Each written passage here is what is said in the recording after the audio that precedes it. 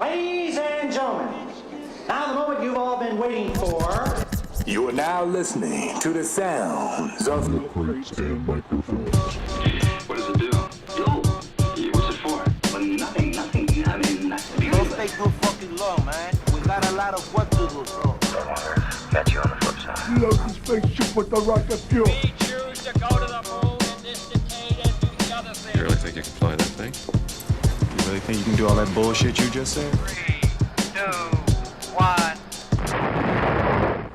And here we go again, another podcast on another beautiful Friday night. This is Milkcrates Microphones, and I am the Sick Wonder Ride, Mr. Brandon F. Bomb Fry. With me, as always, you know who he is. It's your boy, his boy, their boy, everybody's boy, Soldier's boy, plus the Suicide Boys, and the Beastie Boys, and the Beach Boys. It's your motherfucking Missing boy. Someone. What's the other boys? Soldier Boy. Soldier Boy. I miss Soldier Boy. Somebody's The in Beach there. Boy. They're in there.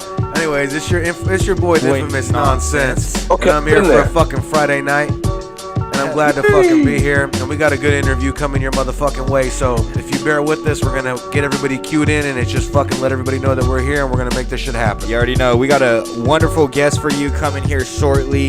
Right now, let me introduce to the man to the left of me. He'll be here from now to infinity. You know him as JS3, but we love to call him Triple motherfucking C. Yo, what is good? What is good? I'll tell you what's good. This Friday night, because Milkcrates and Microphones is coming to you live once again. live as And a it's gonna be motherfucker. special. We have a very special guest for you coming, and we've talked to this man before, and I'm really excited to talk to him right now, very shortly, about his new project and everything that he's got going on. So why don't we just get straight into that? Because I think he's already here. We got a little bit of early entrance for you. Our boy, someone coming from the Bay Area. He's a Bay Area legend in the hip hop game. Someone that's toured all around the world making music for well over 2 decades. Everybody give it up for the one and only L Roneous. LR. How you doing, brother? What's up, y'all? Hey, thank you for joining us Good, man, again. good. I appreciate Y'all hear me well? We can hear you beautifully. Can you hear us? Cool. Nice. Thank you for joining us again. I hear you. It's just clipping in and out. That might be my Wi-Fi. Oh shit. Yeah, that's technical difficulties. We No deal doubt. with that. We deal with that shit all the time. Thank you again for joining us again. Taking time out of your Friday. We really appreciate it. How you been, man? You've been busy making music up in the lab. Tell us a little bit about this new album that you got coming out. Oh man, shit. Which one? You got a project. Definitely. So you Lab. got a project dropping in March. Before we get to that one, I think we should get into Imaginarium Too. TOO. Yeah. We'll get to the other project in a little bit. But hey man, Okay. this is Imaginarium 2, all right? Not TWO. TOO. TOO, all right? And you call this more an evolution, not a Yes. part 2. Let's talk a little bit about that.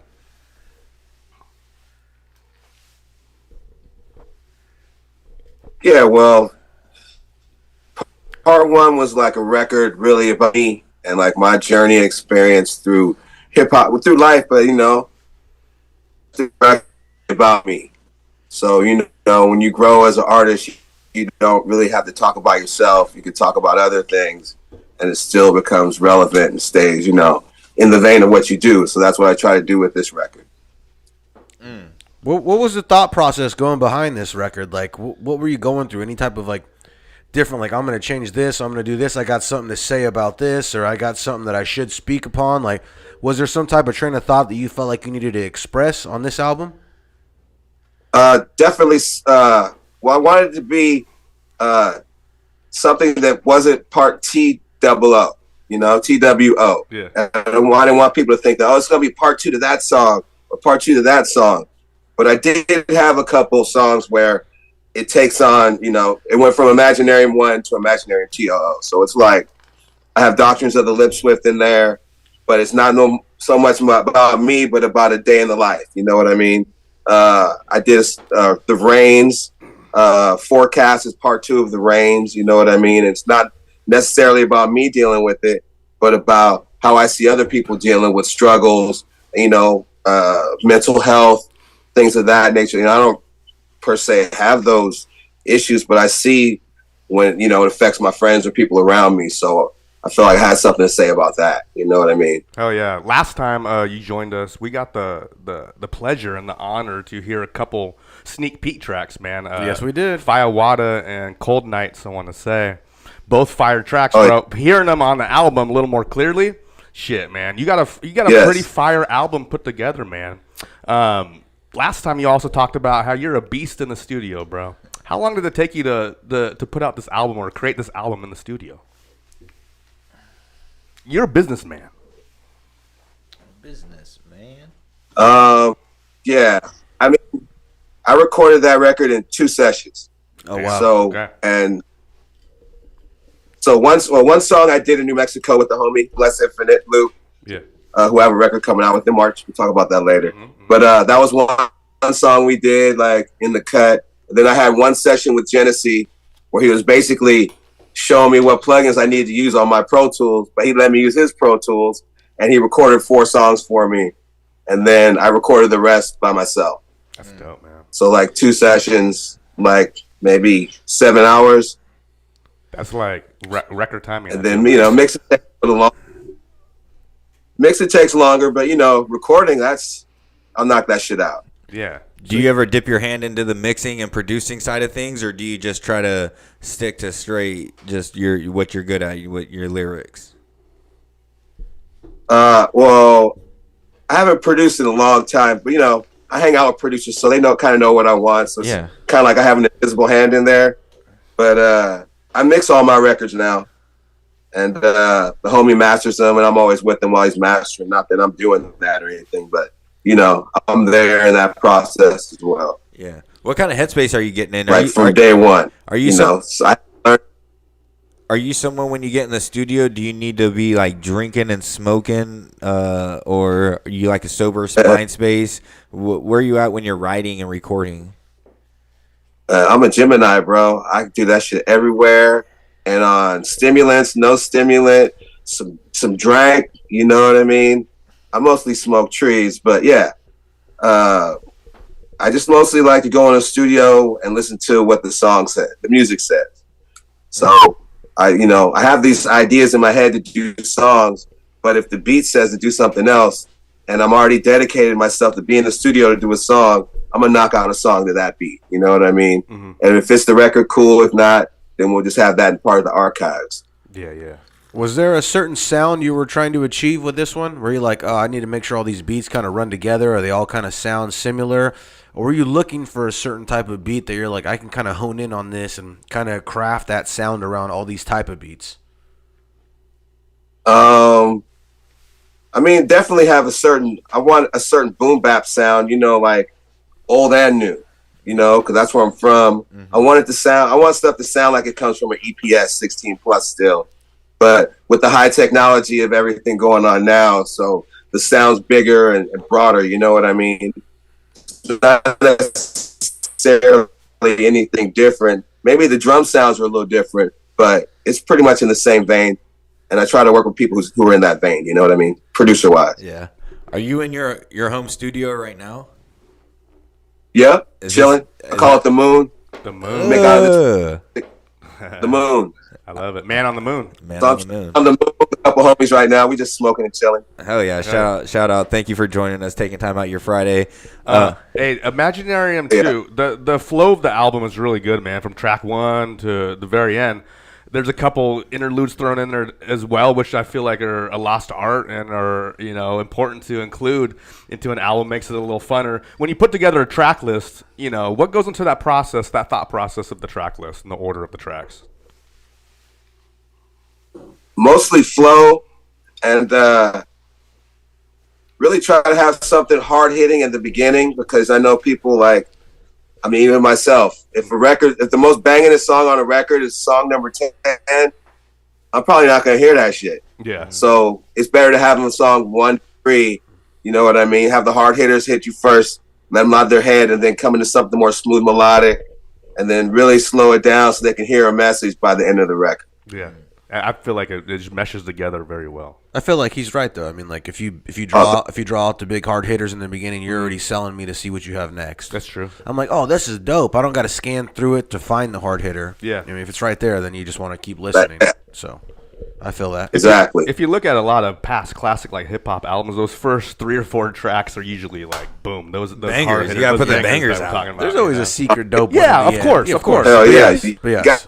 got to. But you saved that. You saved that. I mean, if you have an always, bullet you know, right there, number 2 on Overcast. You saved the special juice for the end, though. Still. Oh, definitely. Why do you feel the need to include or incorporate an interlude, man? Like Brave New World, that's just pretty dope, you know? Obviously a spinoff of the book. Aldous Huxley. Word. So why did you feel the need to include an interlude, which I love? Interlude's such like an over, like it's kind of like people don't really do it as much Yeah, at all anymore. a lost art. Yeah, lost art, exactly. It's the guitar solo of hip hop. Yes.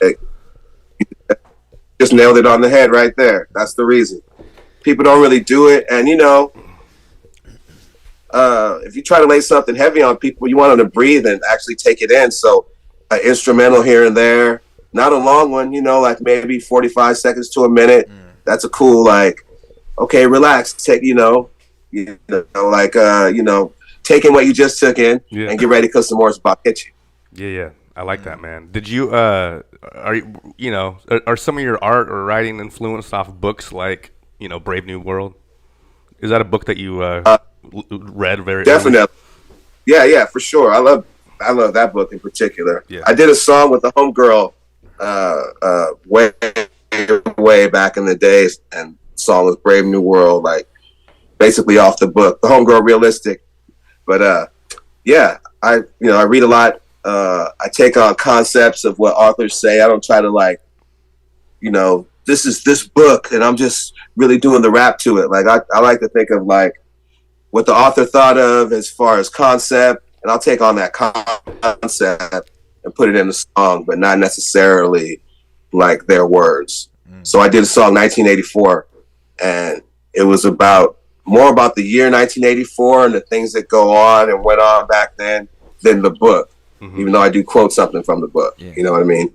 Yeah. Do you find yourself consuming more literature? Do you still watch like Netflix and TV and movies and stuff like that? Do you draw more influence from literature or social media entertainment type of thing? Oh yeah. I mean,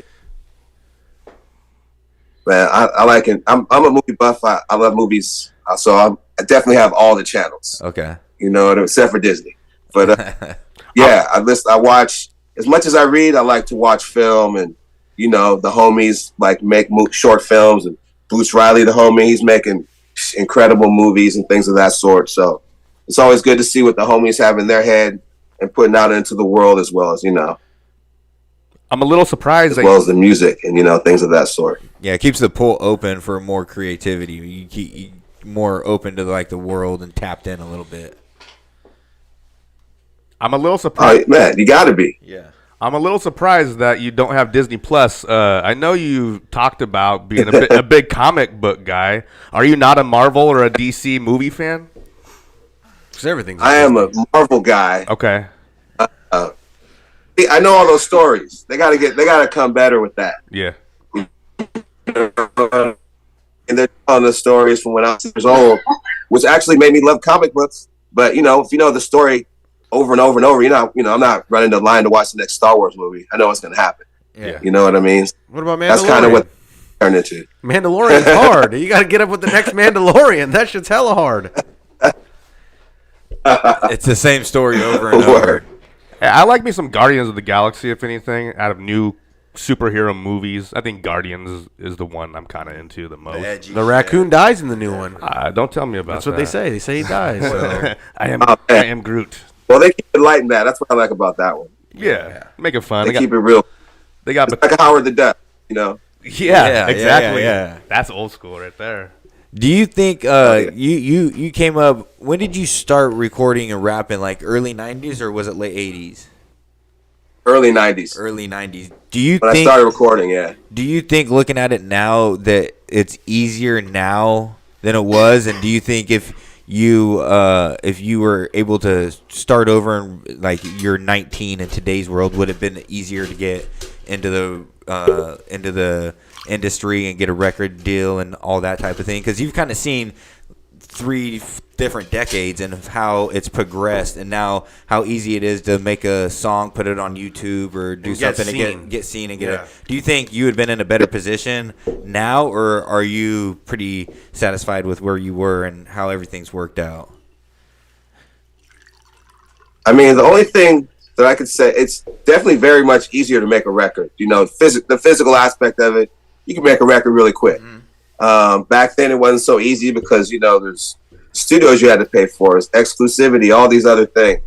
But back then, there was a music industry that was producing good music.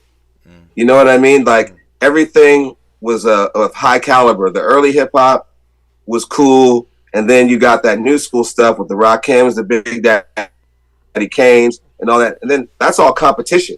All those people were trying to better each other and be better. And me personally, I never wanted a record deal.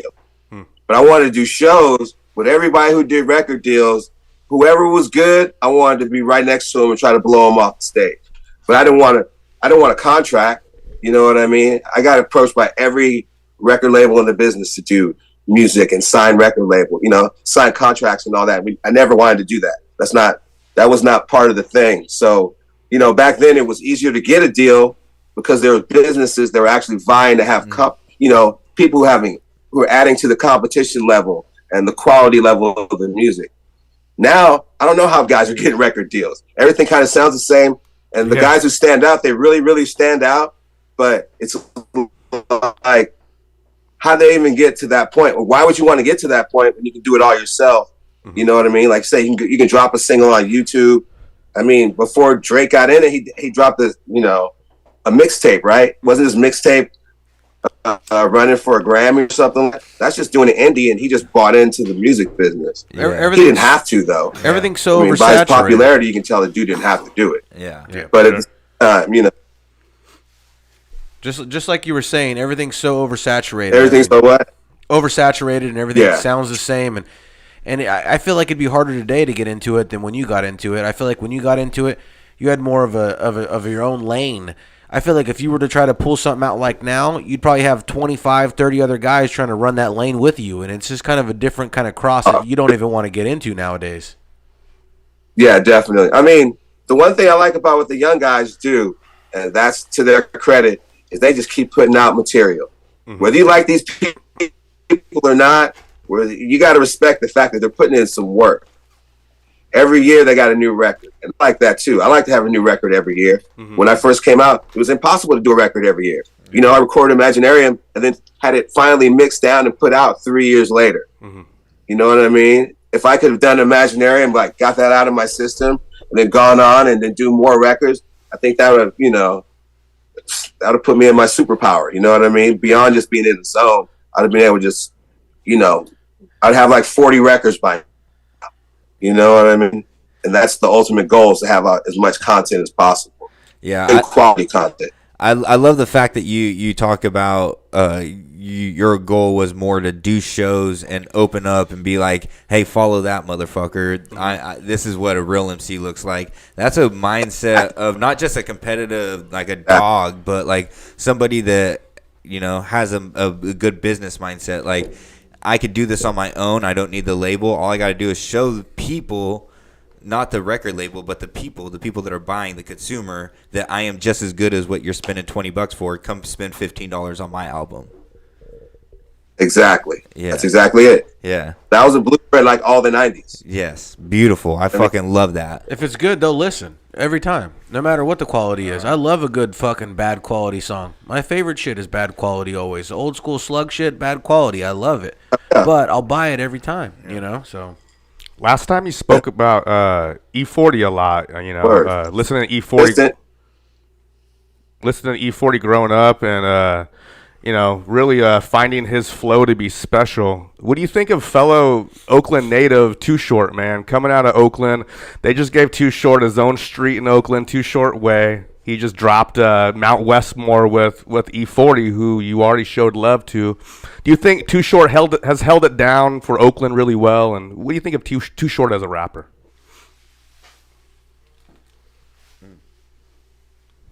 He's pissed. As a rapper or an MC? Just as both. As a rapper, hey, he's as an MC. You know what I mean? An artist. Yeah.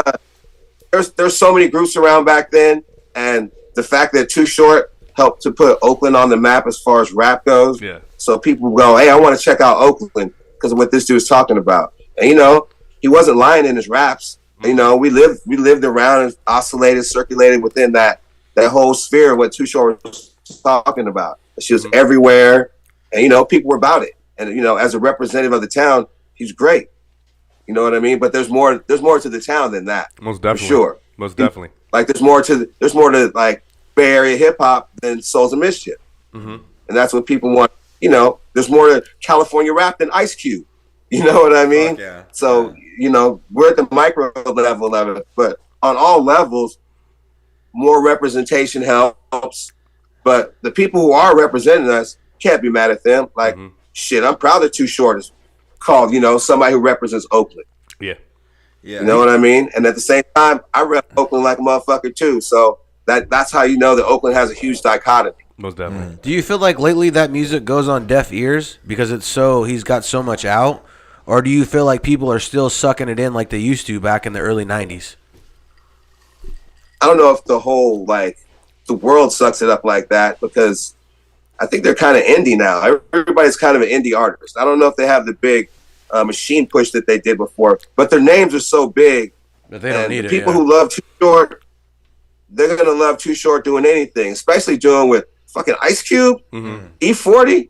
Come on, man, Snoop Dogg. Yeah. That really. I mean, there's no bigger. I mean, you should add Sir Mix-a-Lot to that. You know what I mean? Those are like the biggest, hugest names of back in that era. You know what I mean? There's no names bigger than that you can even think of. And to have a record with those guys together, their fans are probably going nuts. Oh, yeah. Crazy. Crazy. Sir Mix-a-Lot. Yeah. When you talk about Sir Baby Mix-a-Lot, got back, bro. No, that reminds Baby me. My got old back. man. That's like my intro to hip hop was Sir Mix-a-Lot. Posse on Broadway. Posse on Broadway was Oh, my yeah, dad's yeah. shit. He bumped that shit in his Monte Carlo. He had 2 8s in the back, and he was bumping Posse on Broadway. Hella tight, bro. I mean that, and that Sir Mix-a-Lot shit was hard. Yeah, so hard. Hell Dude, yeah. For sure. Posse on Broadway is so hard. Always showing love. For sure. Hey, jumping into a little bit of more hip hop history.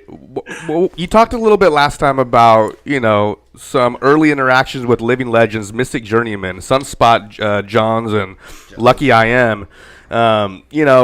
Did you ever attend any of those backyard shows or anything like that?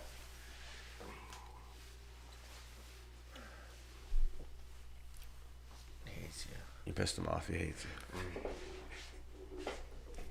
Are you there? Uh-oh. I think we lost him for sure this time. You there still? We got you. And I'm back. Oh, he's back. He's back. He's back. Hell Hit yeah. him again. Hit him again. The question was, did you attend some of those Living Legends backyard shows when the Living Legends were just coming up and they were doing shows in the backyard? And if so, Were you tell us there? about it. Yeah, and tell us a little bit. You mentioned a about little the bit stories. about it last time. I want to dive a little bit more into that.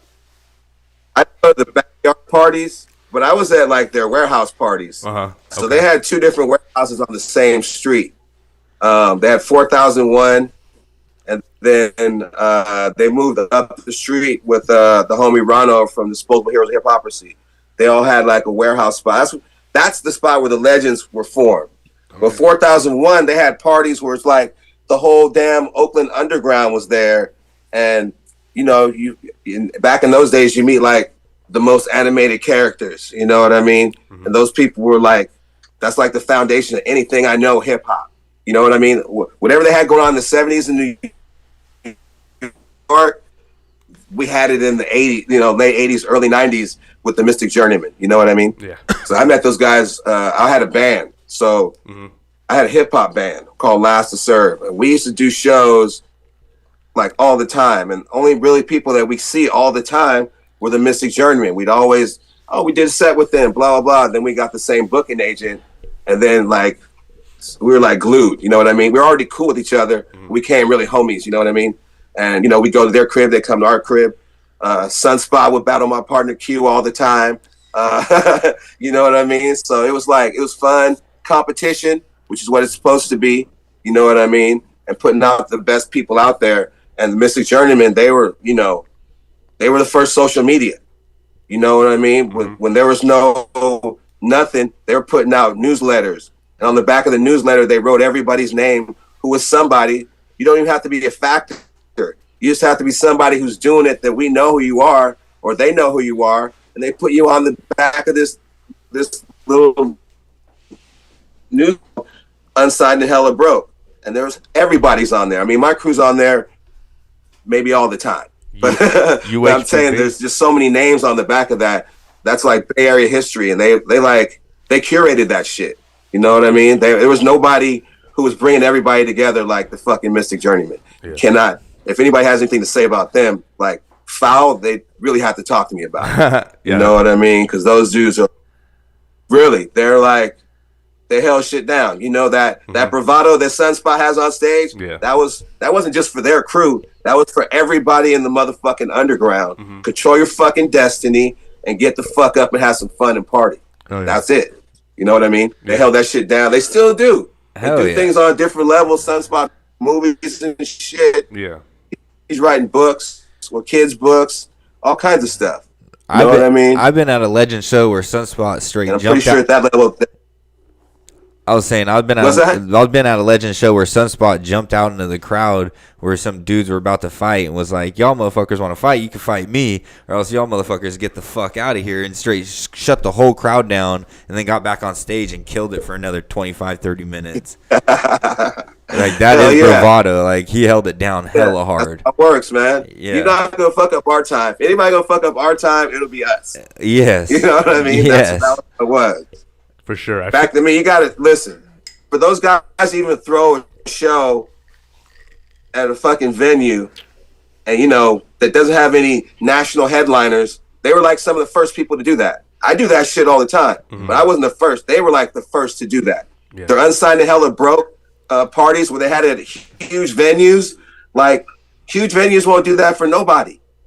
You know what I mean? These guys were guys with a record deal. They were the local rappers who were bringing more local rappers to rap at your function, do graffiti in the motherfucking bathroom, to do all kinds of many shit and have a crazy time. They were facilitators of that, so they deserve like ginormous props. I mean, I do it too, but I was, I get my footprints from somebody else. You know what I mean? Yeah. They had walked those steps before, and I keep it going, but they have to be giving their kudos. You know what I mean? Someone give their flowers, I give their kudos. Yeah, someone has to walk for people to run. You know what I mean? And for them to walk, for you to run is a beautiful thing. That's you're doing it honorably. Yeah, definitely. Going back to Imaginarium Too. Did you think 23 years later, man, roughly, maybe a little longer after Imaginarium 1 came out, did you think not really a part 2, but an evolution of that album would come out and you would still be rocking the mic, bro? Like, what was your vision back then for, man, yes and no. I mean, I knew that when I did Imagine It, well, not know when I did it. When it came out, it had the acceptance that it had. Yeah. I knew I had to make a part 2, but I had planned that part 2 was going to be the last record I had. So, somewhere else. You know what I mean? Because I have hella records that are just around. So when I get right now, I had planned really Imaginarium was going to be the last record ever, and like the last song on Imaginarium is going to be. Don't do it. But getting a demand. Oh man, when are you going to do it? I was like, oh man, I just did Notes to the Righteous Outlaw. That's an ill record. Oh man, I used to do Imaginarium Too. Oh man, I did the algorithm.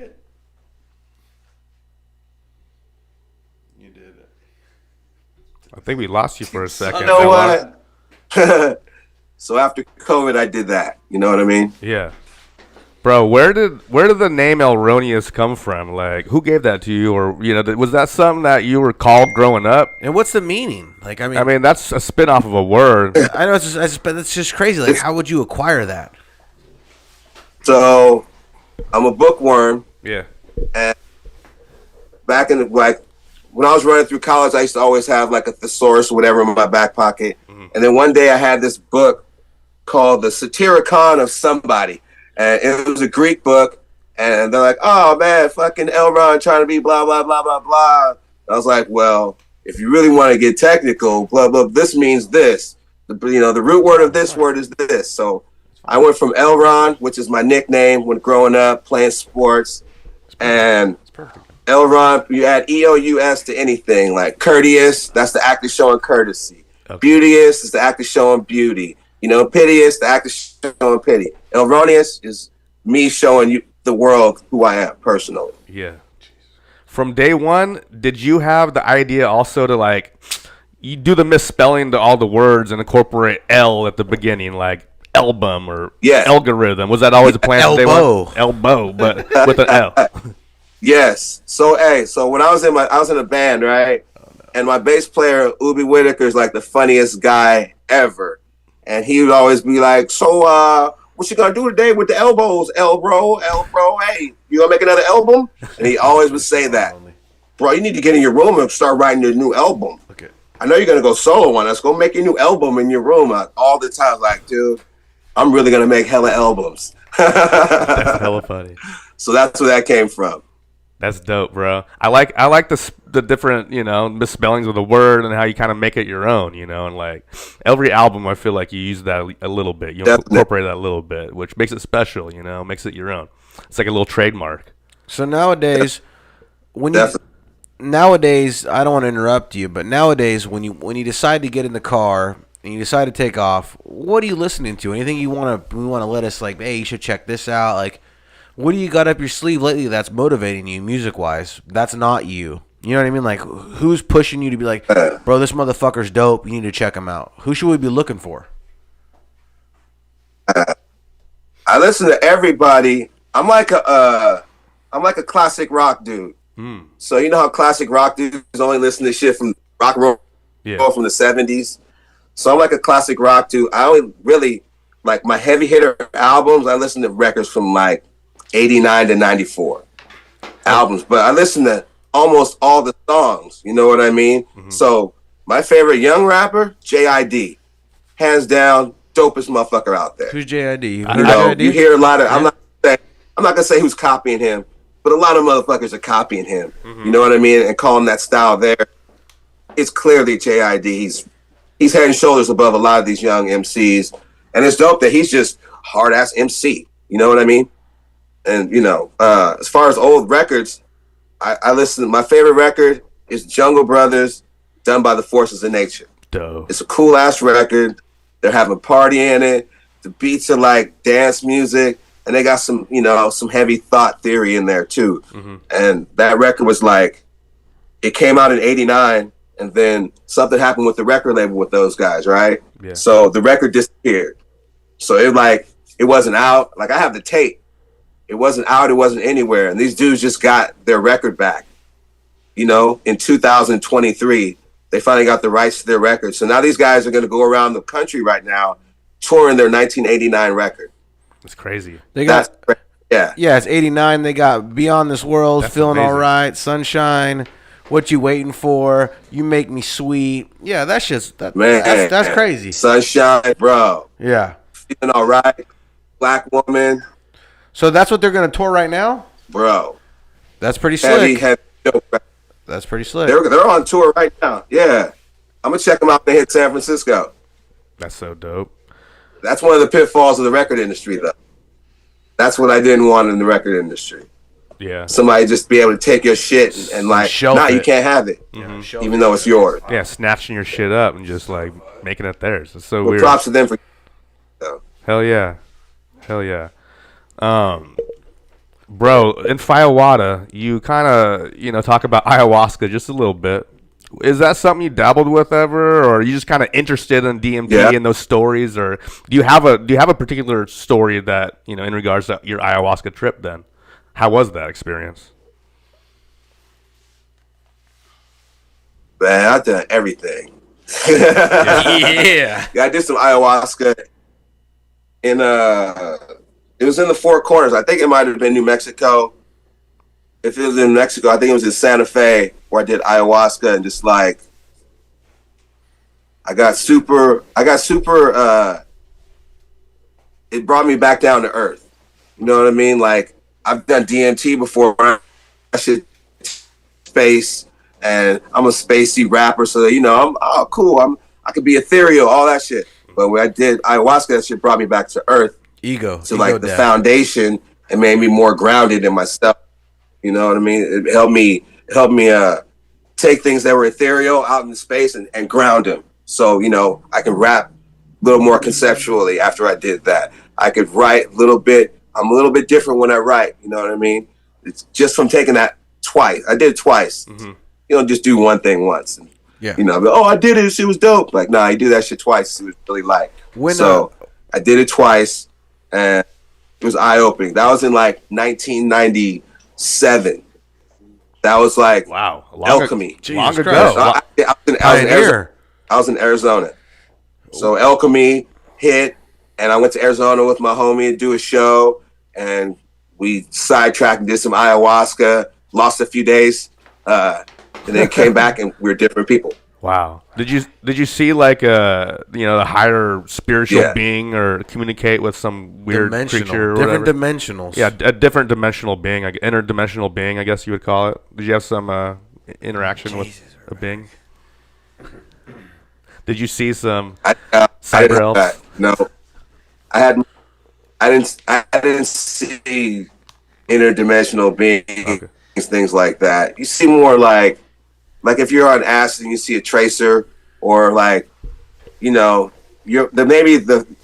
personally, my eyes get all, I get mocos in the eyes, and my Filipino partners would say. Yeah. So you get the little crust eye, and when I was on that, maybe that was a crust in my eye because I kept seeing something to the right and to the left of me, but there's nothing there. Mm-hmm. You know what I mean? Mm-hmm. That was like a big thing, which helped me, left and right, always left and right, trying to find something, and then grounding myself, and then finding myself grounded with all these thoughts and ideas. And I was like, oh shit, I think I tapped in. Yeah. So that was it. When when we take psychedelics and we're on that whole cold chill vibe, I want to rap. I don't know. I mean, I just want to just get on the mic, kind of fuck around and rap. Do you feel like that when you were taking anything else besides some type of natural, holistic, besides mushrooms and shit like that? Do you still get that same vibe? What is it? Natural psychedelic, natural hallucinogenic. Sorry, my bad.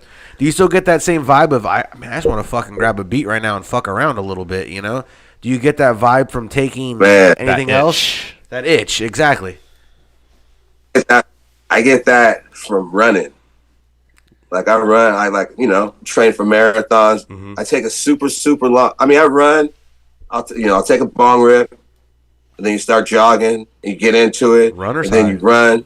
Then you start running to your heartbeat. Mm-hmm. And then you start styling in your head to your heartbeat. And then you start making these noises and the styles and the sounds. And by the time you get to the end of your run, you're like, ooh, where the fuck is the studio? I'm ready to fucking go crazy right now. Wow. And then you run back home, take a shower, and get back at it. You know what I mean? That's I get natural through rap and spirit. And then I'm like, I'm in better shape than everybody. I'm about to bust harder. That's true. More fierce than everybody. No punch-ins. You know what I mean? That's Imaginarium Too. No punch-ins. No. Those are all one takes. Wow. You know what I'm saying? Like I don't play in studio. I'm a monster on these tracks, B. Yeah, you're a one-take guy, bro. That was all.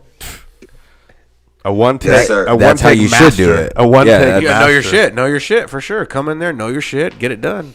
Does the love for running, bro, come from being like a collegiate wrestler and all of that? Like, is that where you get the love for exercise and health? Even before that. Okay. That was I grew up in competition. I wrestled as a kid, played baseball, football, but by sixth grade I was an athlete, and I thought I was an athlete. And then we did this like mile run, our PE class, and the homegirl dusted me, and she talked shit to me the whole fucking year. Damn, so that started me running. I was like, oh, you know what? I am never losing to this fucking girl again. She was a badass athlete, don't get me wrong. And she deservedly so. But that was the point where I was like, I'm gonna start running. Yeah. It only makes me tougher and stronger. I'm gonna start running. Then I started running and started feeling good. And then it's just, it's just part of my life now. What weight class did you wrestle in? High school, I wrestled 138s. College, I wrestled 142s. Okay. International 143s. Wow. Were you having to cut a lot of weight to get to that weight, or was that walking around weight? I was cutting like 18 a week. Oh, damn. That's a lot of fucking weight. 20 pounds a week? Jesus Christ. I had very low body fat back then. That was one of our things, Yeah. If you're gonna be in these gladiator sports, you get yourself a gladiator body, homie. Hell yeah. You know what I mean? Yeah. So we worked hard on that shit. Hard to keep, we were just kids who read fucking Joe and like, oh shit, that's how I exercise. That's how you get them shoulders like that. All right, cool. We do those exercises, and you get strong, and then you got to cut weight for wrestling. And since we didn't know how to diet, we'd blow back up, and then fucking cut it again. We were young and stupid. Fucking blow it up. That's cut crazy. It again every week, until I got in college.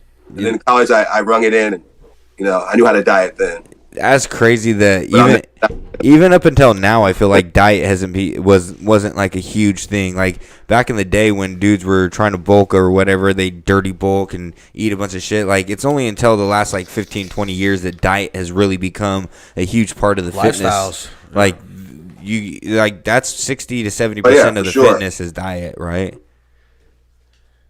Hell yeah, definitely. I mean, and if you eat clean, you don't really have to diet. It's not even a diet.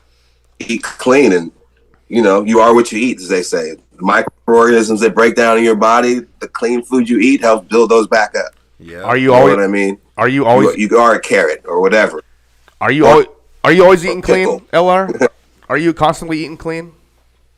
What's that? Are you constantly eating healthy and clean? Nah. I'm a Gemini, bro. Yeah. No way. I do everything. But mostly clean, though. Yeah. You know what I mean? I eat 5 to 7 salads a week. Those are that's dinner. You know what I mean? And so if I'm not eating a salad, we can go out with the homies. We're smoking all day. Let's go eat some barbecue. You know what I mean? Or whatever. Hell yeah. But I'm not eating crap. I don't really like to eat crap unless we're stuck eating crap. Yeah. You know what I mean? I grew up poor, so eating crap is okay. To a certain extent, you know what I mean? Shit's affordable. When I was like 15, maybe 16, we were on Haight Street, Haight out in Frisco, and a homeless dude came up to us and he blew my mind. He said, everything in moderation except moderation. Yeah, true. And that shit stuck with me forever.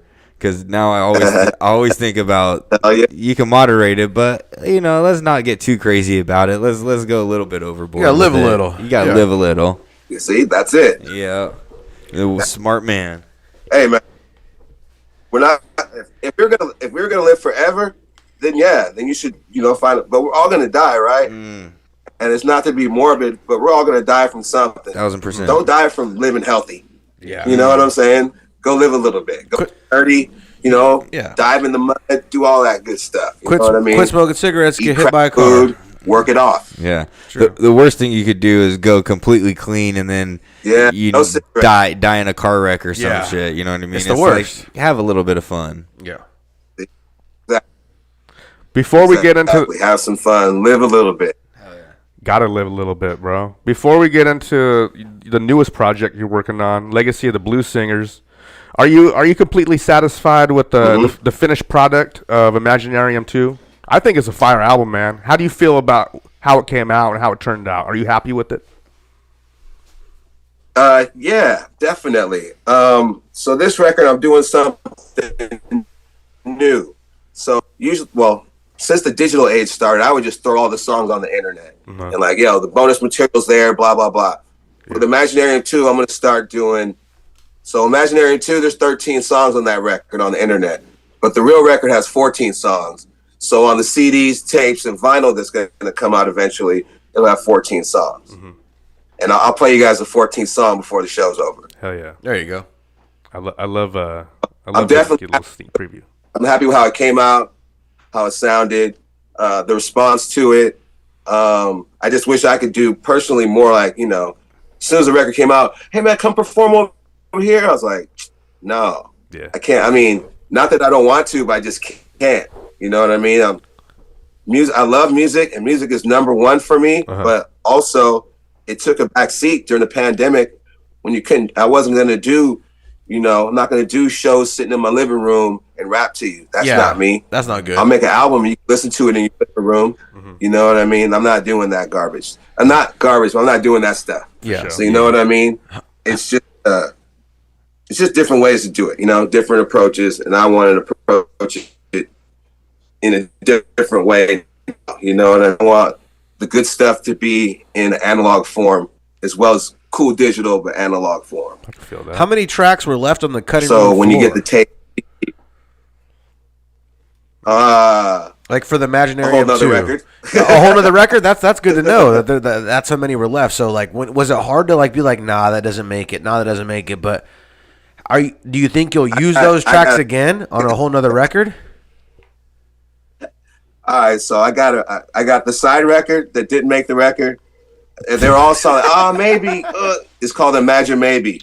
I like that. So I before I die, I'm gonna drop Imagine Maybe. So there's like 15, 17 songs. Wow, that's a lot. I was like, no.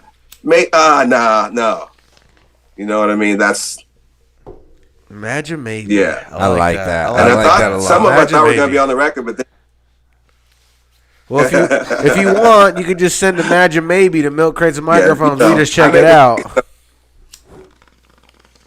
Are you still a big sports fan, bro? Do you watch sports currently? Yes, I'm a sports fan, but I don't have a team of any place. I don't have a favorite team.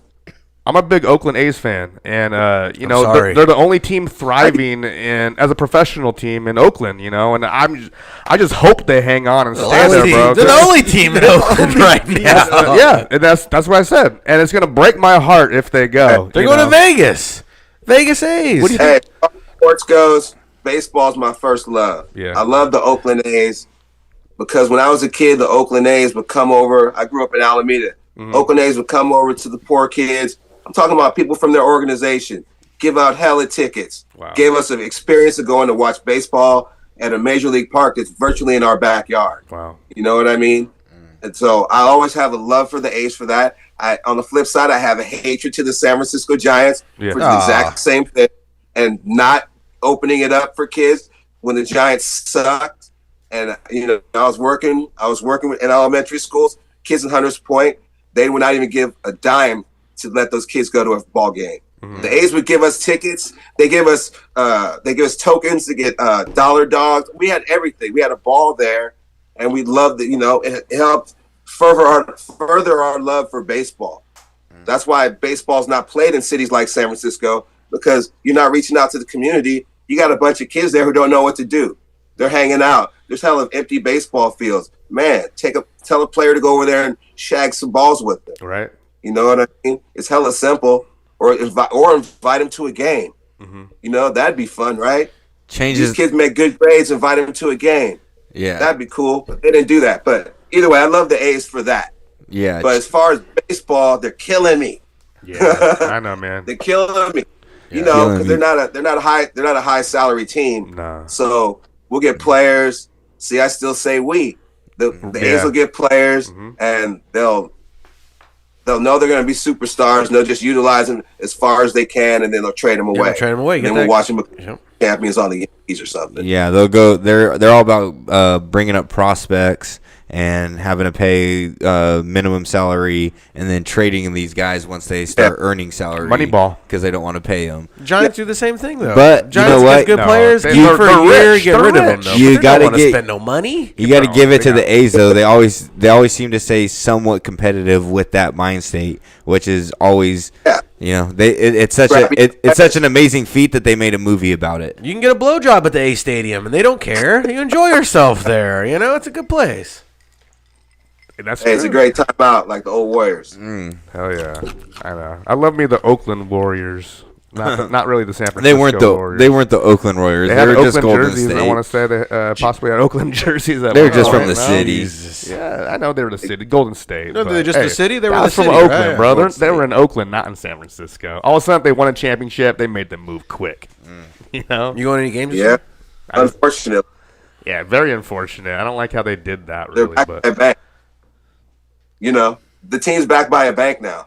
yeah, that's true. True. I know basketball and their sponsors have gone a little far with the sponsors on the jerseys nowadays. We don't need to get into all that. Let's talk a little bit about this new album coming out in a few months. Yeah. Tell them. Okay. Can you hear? You there? I can't hear. Say that again.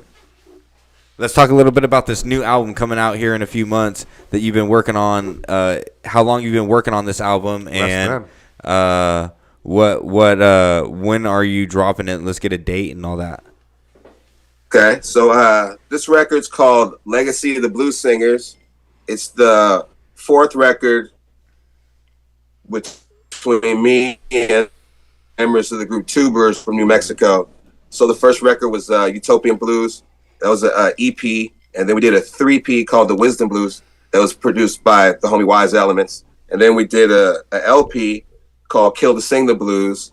And that was all of it. That was me and Tubers. And now this record is just me and Bless Infinite. Although other members of Tubers are on the record as well. You know what I mean? But it's mostly just me and Luke, Bless. So we kept it to just us two in this title. And this is like the last record of the blues series. We'll culminate it with, I think it's like 12 songs. These are songs that, like, you know, the other records portrayed a feeling with a lot of moodiness. It had a lot of singy-songy choruses. These are just like our raw raps. You know what I mean? So the legacy of a blues singer, in our case, is to bust them raw raps. And, you know, the premise on the last few records was like, you know, the blues is all in 12-bar parameters, so we were spitting a lot of 12-bar verses. So we were cramming a lot of information in the 12s. And this one, we're just, you know, fuck it, let's just spit a 24 on this one. Let's spit a 32, you know what I mean? So we're going in, as well as keeping it, you know, very, very simplistic, but, you know, it's just good music to it. So Bars on this one. Have the beats changed, or are you still going for that same type of sound for this one? Or have you went like more like towards a whole different type of genre for that? This is more like Southwestern soul. They have their own kind of soul there in the South, because it's, you know, it's part Native American, it's part Chicano, Latino, if you will, you know, and it all comes from, you know, black and brown. That's the back of it, the backbone of this. So you add all those things together and you got a spicy sauce, and it just comes out with a different twang. You know what I mean? When you hear the music, you're gonna be like, damn, what the hell he sampled there? What is this? And then you listen to it again, you're like, this shit is so hard. That's like every song on that record. How many albums do you have, man? You're a guy that's too put short. out a lot They're of too short of hip hop. a lot of projects. How many albums? Do gotta you have a be number? over Do 30. you have an exact number? This the last album. I don't know. Yeah. Non-stop work. Listen, Yeah. I'm never gonna say that. Yeah. But Good. I think I have 20 something. Oh Jesus, that's a lot, man. Yeah, I think I have 20 something. But I got, Yeah. like I said, I got like 17 in the tuck. That's good. So it's Jesus just like, Christ. you know, like we did Dreamweavers record. I have a Dreamweavers part 2. Wow. You know what I mean? Yeah. We did every record I had a part 2 to it. You know, so I definitely have a lot of records in the tuck, but I want to move on to like newer concepts, and you know, like we're gonna do another Double Life record at the end of this year. Yeah. That's gonna be a deeper record. You know, if you can get any deeper than what we've already been doing. You know what I mean? So just to expand more, tell more stories, keep it cool, fresh, funky, all of the above. Do you have a set time where you feel like it's been long enough, I should drop this? Or are you like willing to go back to back to back sometimes? Or are you just like, I've already hit them with something, let them sit on it? Like, what's your long span of like, let me let them sit on it before I drop again? I don't have a time limit. It's just like I got a lot of creative juices. So it's like I write books. I do this collage artwork. So in between all that time, I'm still doing music. So if I take like 4 months off and I'm just lab doing collages and doing art shows, I'm like, oh shit, I need to drop a record. You know, it come like that. You know what I mean? Yeah. And that's pretty much how it's going to be for the time being. It's just whatever I have time for, I allocate the most to the music, and that's what it's going to be. Did you finish? So they're just going to come sporadically. Because I have like a list of 5 records that we should have put out in the last 3 years, but we didn't. Wow. It's like so much content, So man. Hell yeah. those got to be sprinkled. A hard-working man. Yeah, Did you ever definitely. Did you ever finish up Ghetto Tech 2? I know you said you're planning on putting that out last time we talked to you. The follow-up to your audio book. I'm halfway done. Got it. So it's at the good part.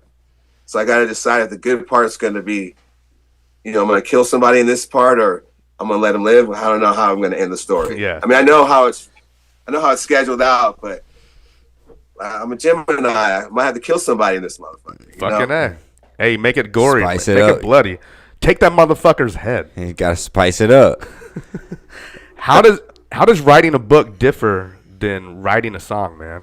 What's that process like? Editing. Just editing over and over and over. Like, I don't edit any songs. A song is like, it could take me 5 minutes or like an Imaginarium, it would take me 2 years to write it. But I'm not going back and, I'm going to change this first line so this 15th line will sound better. That's just songs never edit. But the book, I have to start, I'll start with one sentence, and I probably have to edit that sentence like 10 times in order to go to the next one. And then a flow, once the flow happens, everything spills out until I get to a point. Then I have to go back and edit. Yeah. And edit again. And then I have to, edit with like writer chops, make sure I got my sentences correct, my structure. It's a lot, it's a super long process that now that I've said that I'm a writer and I'm putting out books, the struggle is to not be whack. You know what I mean? Like, I know the story's not whack, but if the presentation's whack, then the story sucks. You know what I mean? So it's like, that's what the editing's for. If part of a song sucks, it's cool if part of a verse sucks, as long as you wrap it back up and make it fire. You know what I mean? Like, oh, that's just a little style he did right there. But you can't do that in books because somebody's going to call you for that, or that just doesn't sound right, or, it's not realistic. So you have to be a little more cognizant of other people as far as the book writing goes. More polished, I would imagine. Do you enjoy the process of writing a book Yeah. as opposed to writing a song? Because obviously it's takes a lot longer and probably Might a feel little like bit work. more creative. You're having to piece shit together. Is that a process that you enjoy? Because sometimes getting intricate, it makes it a little bit more fun. Maybe it twists up the writing process for you. Maybe makes writing lyrics a little bit more fun when you go back to it because now you've been working on this. It's something different. Yeah, I mean, I'm a guy. I like deadlines. Ooh. So if like I was writing for this sci-fi newspaper a few years ago. It's called Press Maji. So it's like sci-fi for people of color. So they would give me a topic, and the first time they gave me a topic, I was like, oh, I got something for that, and I had like 2 months to write it, but I wrote it in like 10 minutes and gave it to them. So I was like, oh, I like that. Hey, next time, tell me like a day before the deadline. So I'll go sit in the bar, have a shot, and I'll brainstorm some shit, and then I'll write a story. Yeah. That's when writing stories is just like writing raps. That's my favorite thing to do, like on this planet, but to write in a short time. Like I like to write raps really. You know what I mean? If we're all sitting here in a session, I like to be the first one done. You know what I mean? So since I'm first one done, I'm going to record first. So while these guys are all writing their verses, I'm polishing the verse in my head so I can one take Jake it. Yeah. You know what I mean? That's the, quick. I like to do things like that. Time limit. That's just part of being competitive. Why is goes back to sports, everything. But why is it important for you to record a track in one take? Is that just because of the deadline thing and it feels like more accomplished for you, or what is the exact reason? It's not important. It's not important to record in one take. Okay, but that's just how it happens. Got it.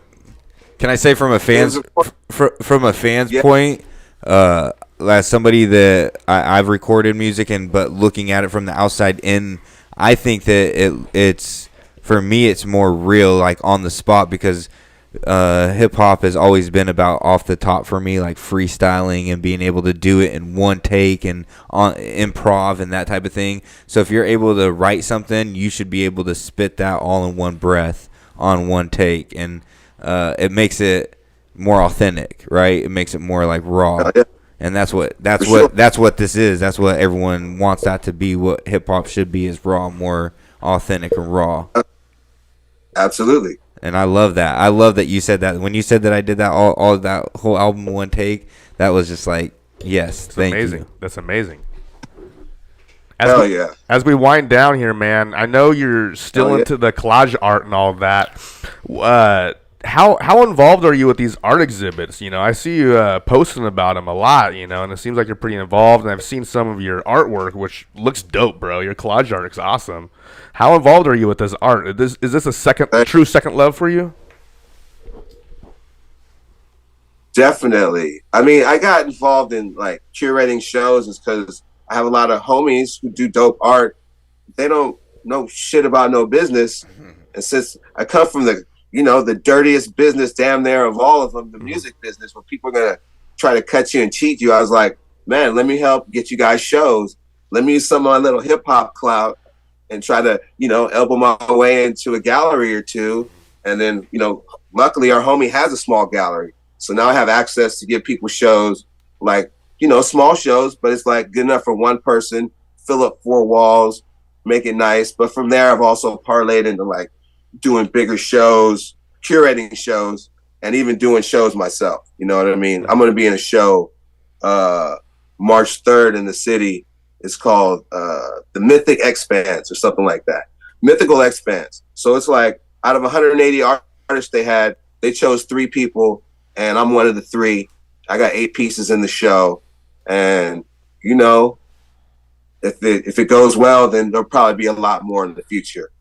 But this is like, I'm a guy who can't draw, and this is like me making comic book covers. Mm-hmm. You know what I mean? Without using a computer or any kind of stylus. I'm just cutting shit up, and I'm making record covers or comic book covers. It looks really wicked. I mean, you got looks like X-Men chick on there, and a bunch of like fucking Aztec shit, and just like shit that you would think that wouldn't go to like the owl with the lady's face. You got some crazy shit on there, man. It's pretty wicked. Trippy psychedelic. Very wicked. Very wicked. Very number oriented too. It's pretty fucking hard. I give you that. I think people forget how artistic the city of Oakland is and was and has always been. Still is, yeah. Yeah, Still breathing that. It's a deeply rooted in arts. A lot of it. Oh yeah. Where do you get the cutouts? Well, I mean, for these type of like, art things you're like. Where do you get the cutouts for this? Like, where are you finding all these fucking type of things you can put into your little, your collage? Everywhere, bro. So you saw the owl, the picture of the girl. I took a picture of that owl. You know what I mean? I cut that in half, and I saw the picture of the girl on the internet. I jacked that. You know what I mean? Put them together, and you got a kind of a cool piece, and add some other elements. So you got a real something special. You know what I mean? So I take it from everywhere. Old comic books, old magazines, textbooks, any kind of book you could think of. I've definitely, cut them up. I have like 3,000 books in my lab right now. Wow. You know what I mean? And then they just sit around and let me chop them up. You know what I mean? Chop them up, throw the bits out, or hand them off to another collage artist. You know what I mean? The newest one is Let pretty. other people. It's pretty fucking dope. Well, you got the rejected ticket, you got the compass, you got the Chinese fucking bibliography in the back, you got the old school African dancer. You got all kinds of cool shit in there, like the glove and how it works. Shit is crazy. I mean, like that one's probably one of the most entailed ones. Keep it up, man. You got good shit going. Do you have an idea in your head before you create a collage, or you kind of just create as you go on the fly? If I like I'll see a picture of something, I'm like, ooh, I can put that in something, and I just try to cut as big a piece as I can.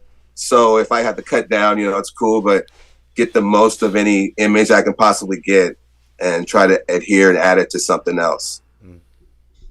I mean, so get those anywhere, every.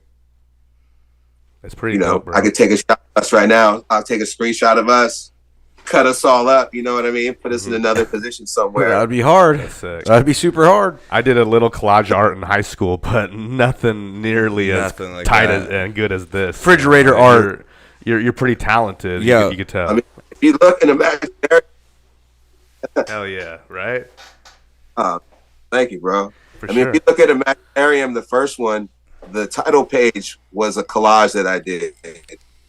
It's like one of those old collages where it's like a ransom note. Yeah. And you take different bits of newspaper. So that was the title page for Imaginarium. That's sick. So that was like my first adult collage. That's tight. Yeah, it definitely does look like you can tell it's like a collage style album cover. Before we go here, man, you're a man that likes a lot of shows and movies. Do you have anything to recommend or anything you're currently watching that's super dope that you found? TV show, movie, anything. The Last of Us. I've heard. So good. So Genesee and I put out this record called Shantaram. Yep. And it was based off a book that we had read, like 1,200 page book, and they made a TV show about it. So I watched that. I just binge watched the whole thing. It's pretty fucking good.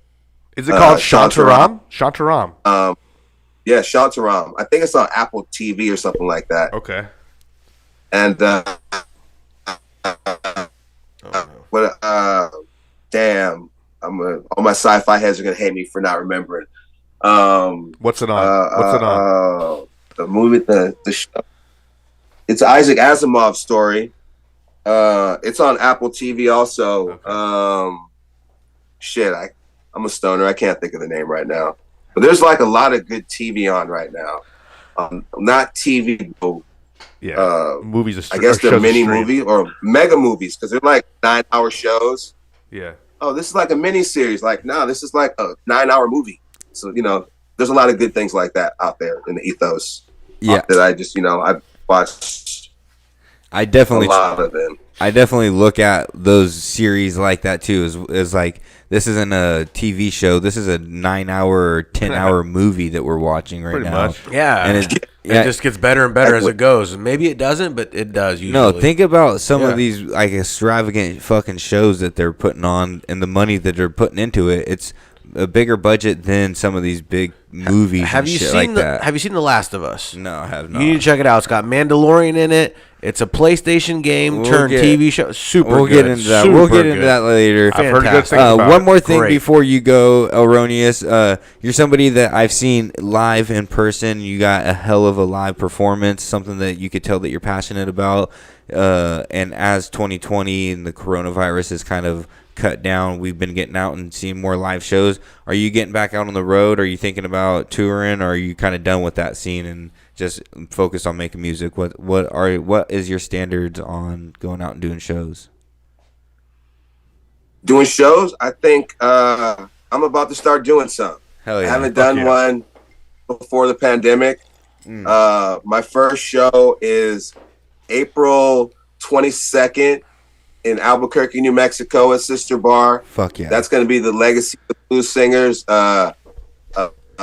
kickoff party. We're going to do a little mini tour there. Sick. And then in May, I'm going to team up with Aceyalone, and we're going to do a run up and down the coast because it's 25-year anniversary of Book of Human Language. Damn. It's also 25-year anniversary of Imaginarium.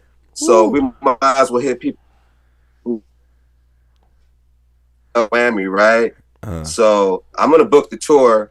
If anybody out there's a booking agent listening to this, they should holler at me. L Roneous, LRoneous @gmail.com. Get at me there if you're a booking agent. But I'm gonna be trying to book shows. I think we have our first show May 13th in LA. That's from Abrud's imprint, Keep the Feel. And then we're trying to squeeze in a couple more before we come up and do Berkeley around my birthday, May 23rd. And then we're going to go up north and come back down. So we definitely I got a little work to do in February to book, but I think it's going to happen. Hey, we're looking forward to We're looking forward. Yeah, we we're- definitely would love to come to any of your I wanted NorCal to- shows. The Come out NorCal and show, check it we'll out. be there. I want it to be a tour too.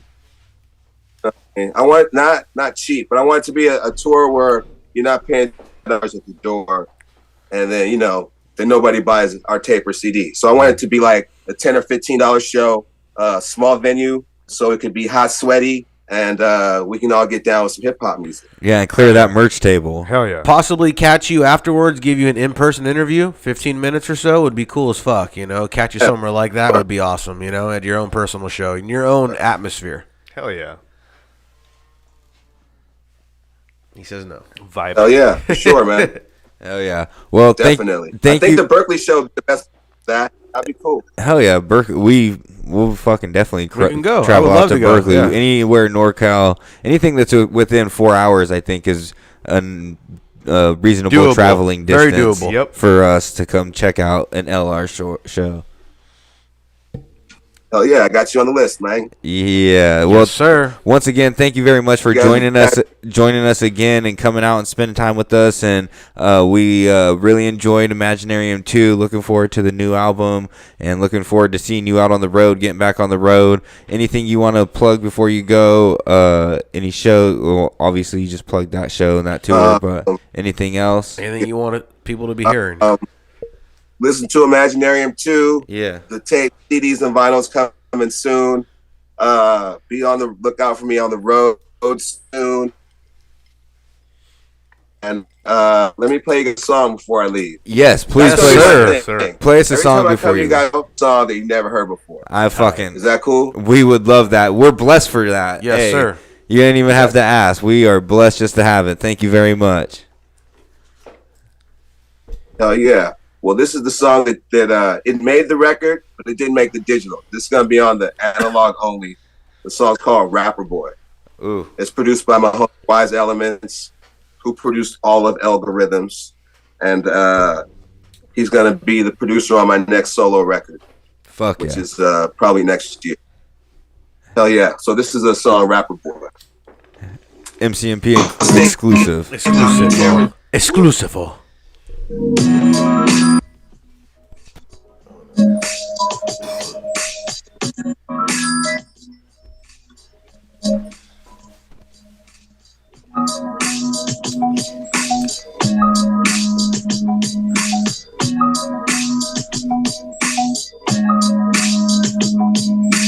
Everything I do like it ain't been done before. Copycats just watch and act like they done it more. From Somersault to Summer John, coming up was never more. Staking out territory just before the wind was born. It's the international, the passion though is hella raw. Dolo, I will go on tour, adventures of the racket. So ladies say L Ronnie when they own me, then it's back and forth. Seeing when I left the world, then they call me rapper. I swing the song, I promise, give them all the peace. Peace is not the problem when they spot them, let's just all agree. See so many faces, the place is all a blur. I was in my semi-fur, Louis bag by the curve. Style and sounds and verbs till the slurs sound like cadence. And Chris and the occasion spit and speak, that's amazing. The Bay is where they raised them. Told y'all as much. The mic I Cobra clutch. I'm like Hammer KB touch. Everything I do like it ain't been done before. Copycats just watch and act like they done it more. From Somersault to Summer John, coming up was ample more. Staking out the territory just before the wind was born. It's the international, the passion though is hella raw. Dolo, I will go on tour, adventures of the racket. So ladies say L Ronnie when they on me, then it's back and forth. Seeing when I left the world, then they call me rapper boy. In my sculpture class, trap the culture, feature blast, captivate. made him leave the vast traffic saying you the best. In my flesh suit, L Roneous took the rescue. The streets is not a refuge, they blessed you and that's cute. Picture me elevating daily operations. Look, I cook a beat a few, barbecue and eat them too. Speak as the season do, I'm on my throne. Contour for my Sharia war when the beat is on. Everything I do like it ain't been done before. Copycats just watch and act like they done it more. From Somersault to Summer John, coming up was never more. Staking out the territory just before the web was born. It's the international, the passion though was hella raw. Dolo while we're going tour adventures of the racket. So ladies say I'm Ronnie when they own me, then it's back and forth. See it when I laugh the world, then they call me rapper boy. I tap the boy, black artist in the macro boy. Homie saying that a boy, I've been thinking rapping boy. So back and forth, lose a step where I'm grounded. Pieces splashes in the fountain, so the work is astounding. Next phase, next level, rebel on the mountain. Backstage clowning, it's the stages I be counting. So it's in my mind, my actors say I'm bluffing. Feeling like a mic when I'm starting up something. Everything I do like it ain't been done before. Copycats just watch and act like they done it before. From Somersault to Summer John, coming up was ample more. Staking out the territory just before the web was born. It's the international, the passion though is hella raw. Don't know why we're going tour adventures of the racket. So ladies say I'm Ronnie when they own me, then it's back and forth. See it when I laugh the world, then they call me rapper boy. That's an instant classic, bro. Instant MCMP classic. exclusive right there. Woo! Man, that's a dope track, bro. Hard. Hey, all I gotta say is L Roneous has not lost his fastball. He still got it. You know what I mean? Still got the heat. Never lost it. Word up, man. Appreciate it. Hell yeah. Hell yeah. Fastest.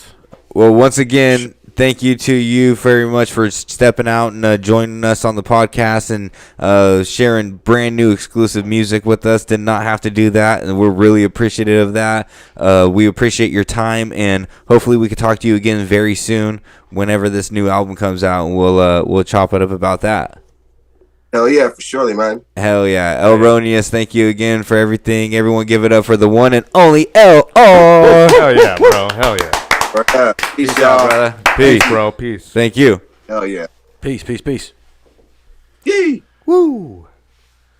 Oakland's finest, bro. Oakland's finest. Good dude. Hey. Good dude. Hell All yeah. around good dude. Came through. Not only that, that man, you know what they say about MC Hammer?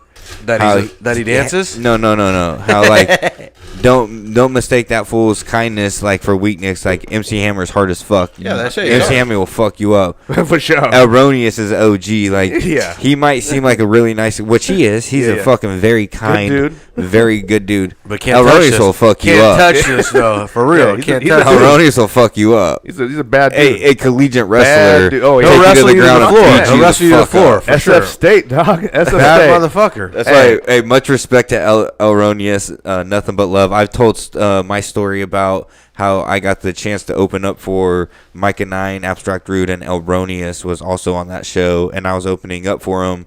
And me and L Roneous were out in the parking lot smoking, and you guys wrestled? We were freestyling, And they wrestled in the parking lot. and it was during his set. He was supposed to be doing a song with Mike and Nine on stage, and he heard the beat on. He goes, "Hold on 1 second," and he has to run inside last second. It was amazing moment. But L Roneous is an amazing man, Good fucking amazing guy. rapper, Good fucking great dude. guy. Thank you again for joining us. Can't wait to talk a little bit more about that new Go- album, hey. which is, if you could just remind me what that new album is. I kept looking at you. For one, go if you have Imaginarium Too. If you haven't picked up Imaginarium 2, Go check pick out up that. Imaginarium 2. What's right now. the new one after Coming that? out next month. Legacy of the Blues Singers. Thank you. There you go. Legacy of the Blues Singers. And fucking A, dude, I can't wait to hear that. A guy Blues singers or blues? Blues Singers. I like Blues that. singers. Yeah, Blues Singers. Well, bring us in. Blues Singers. Singers. It's a fucking Okay. tongue twister. Bring us in. Bring us back to where we're Legacy going. Where we're coming of from. the Blues and what you got Singers. for No, me. shout out. Let's just talk a little bit more What you about got? What you got? L Roneous and being from Oakland, which we've talked about being an artistic town. Yeah. And a lot of great music has come out. I mean, we've talked to Quipto, who was from San Francisco, but he was coming over to Oakland a lot with Board Stiff. Yeah. You know what I mean? We've talked to Have you ever kicked it in Oakland? many of people. Yeah.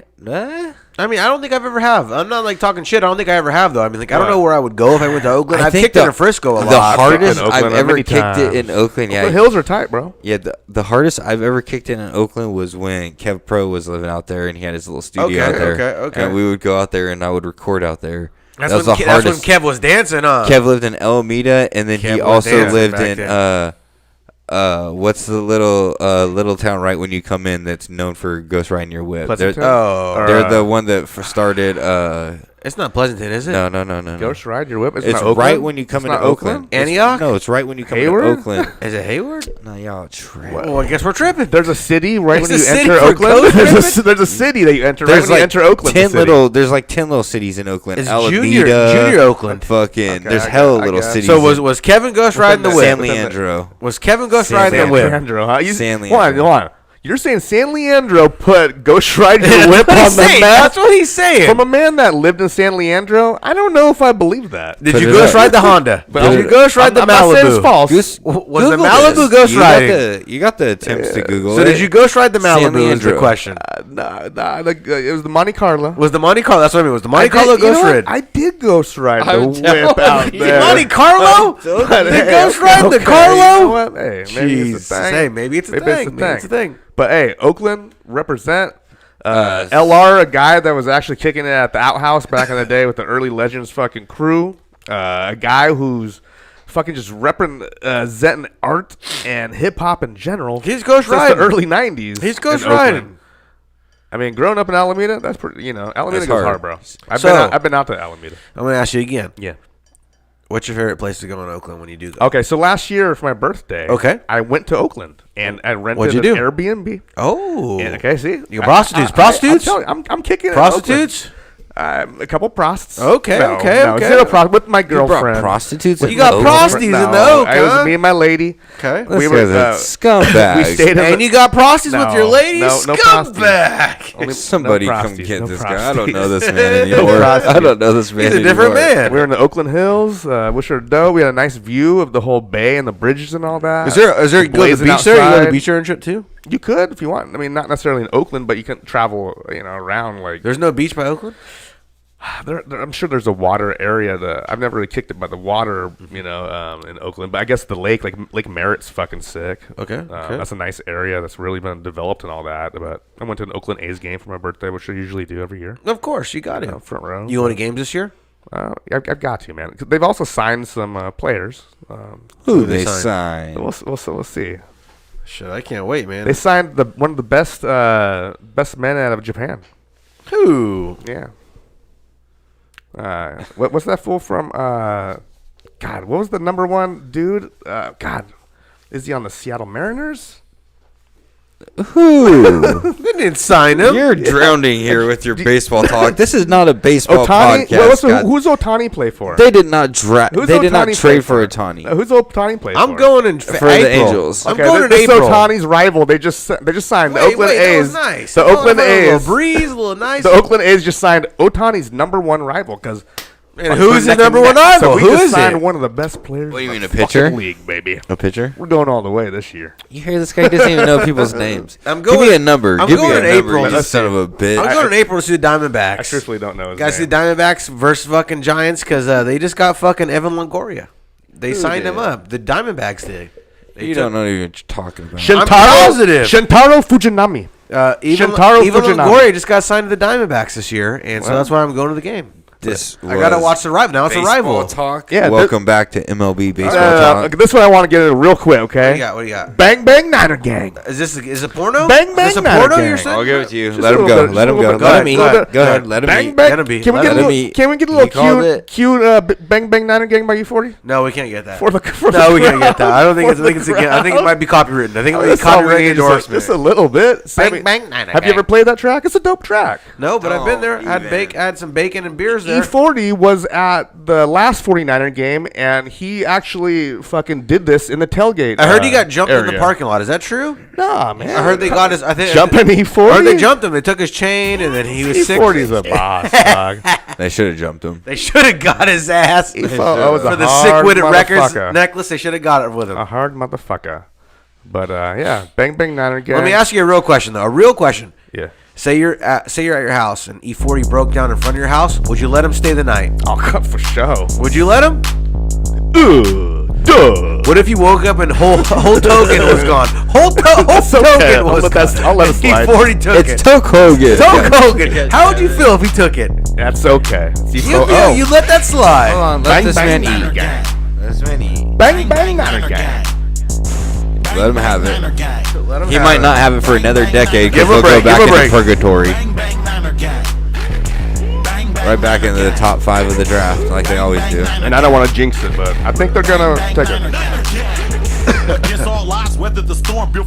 All right, fuck that shit. Whoa! That was a hard. Now let me tell you what's really gonna happen here. What's really Give me gonna to me. happen? Give me to me. Give me to me. What's really gonna happen? Who they playing next? The Niners are gonna go on and they're gonna go to the Super Bowl. Okay. They're gonna gonna lose it lose again. the Super Bowl. Again, like they did against the Chiefs. But guess what? Everyone's gonna be so nut hugging on Brock Purdy's nuts so hard that they're gonna be like, "Oh, fuck Trey Lance, fuck Jimmy Garoppolo. Everyone get out of here. This is Brock Purdy's team to lose." And Brock Purdy's gonna come out next year and just be what Brock Purdy was, a 7th round draft pick that didn't have a big arm, Mr. Small Boy, Mr. Ain't got what it takes to be an NFL quarterback. Well, you figure the Niners were just there. They were just there with KC And guess a what? few They're years gonna- ago. What, they're gonna 2019, sell- 2017, 20, They're going to mortgage their something like whole that. future on Brock Purdy. That's cold-blooded. It's crazy how it went from Trey Lance at the True beginning, facts, though. then to Jimmy, and then all of a sudden now Brock What happened is with Jimmy? killing I it. thought Jimmy But was a it's guy. just weird how the season started. Here's the problem, Where's guys. Jimmy now? Here's the problem, He's guys. gone. He's on the bench. Here's the problem. The coach and the GM spent 2 first rounds and 2 second round picks on a fucking quarterback, and that quarterback is Trey Lance, and Trey Lance has played 3 fucking He's games. already going to leave. Because homie's already taken up off the bench to make it happen, right? Yeah, So, yeah. so Boy, how he can't good is stay this healthy. guy? It works out. You know like what? that You know what they say in sometimes. football? What? Your best ability is availability. This guy's like Keanu Reeves on the fucking replacements, Remember huh? You know who else was also Mr. Irrelevant before fucking this man brought Purdy? Who do you got? Tom Brady. No, he was not ever Mr. He Irrelevant. was drafted way late in the fucking No, draft. in the 6th round. And he sat on the bench Sixth until round. Drew Bledsoe got hurt, and then Tom Brady Would went you in say- and got the opportunity. Would you to say throw he's the ball. gold dust? And now he's the GOAT. Was he the gold dust of the quarterbacks? You Would will you never say he's forget the gold name dust of of- quarterbacks? Tom Brady. Is he? Is he giving one of those out there or no? This man thinks that this guy was stuttering in the 90s. I asked a Although question. No, he wasn't stuttering. How did he get Kissing the men. stutter? How did he get the He was stutter? kissing men in the 90s. He's kissing men and got the He stutter. tongued one man, the wrong man, then he got the stutter. He tongued the black man, and they had chocolate bars in his fucking underwears after that. He had the chocolate bars in the underwear. Ahmed Johnson, Moving on. Moving the Pearl River powerhouse. So Did let's you get guys into watch this week in White hip hop. Nose? We're Did not you- getting this week Oh, in yeah, hip hop. yeah. Let's get Actually, into that. let's do that. Let's do that. Hold on. All I gotta say is We're going to start this podcast like we always do this week in hip hop. with a little segment we like to call This. This Week in Motherfucking. Hip hop.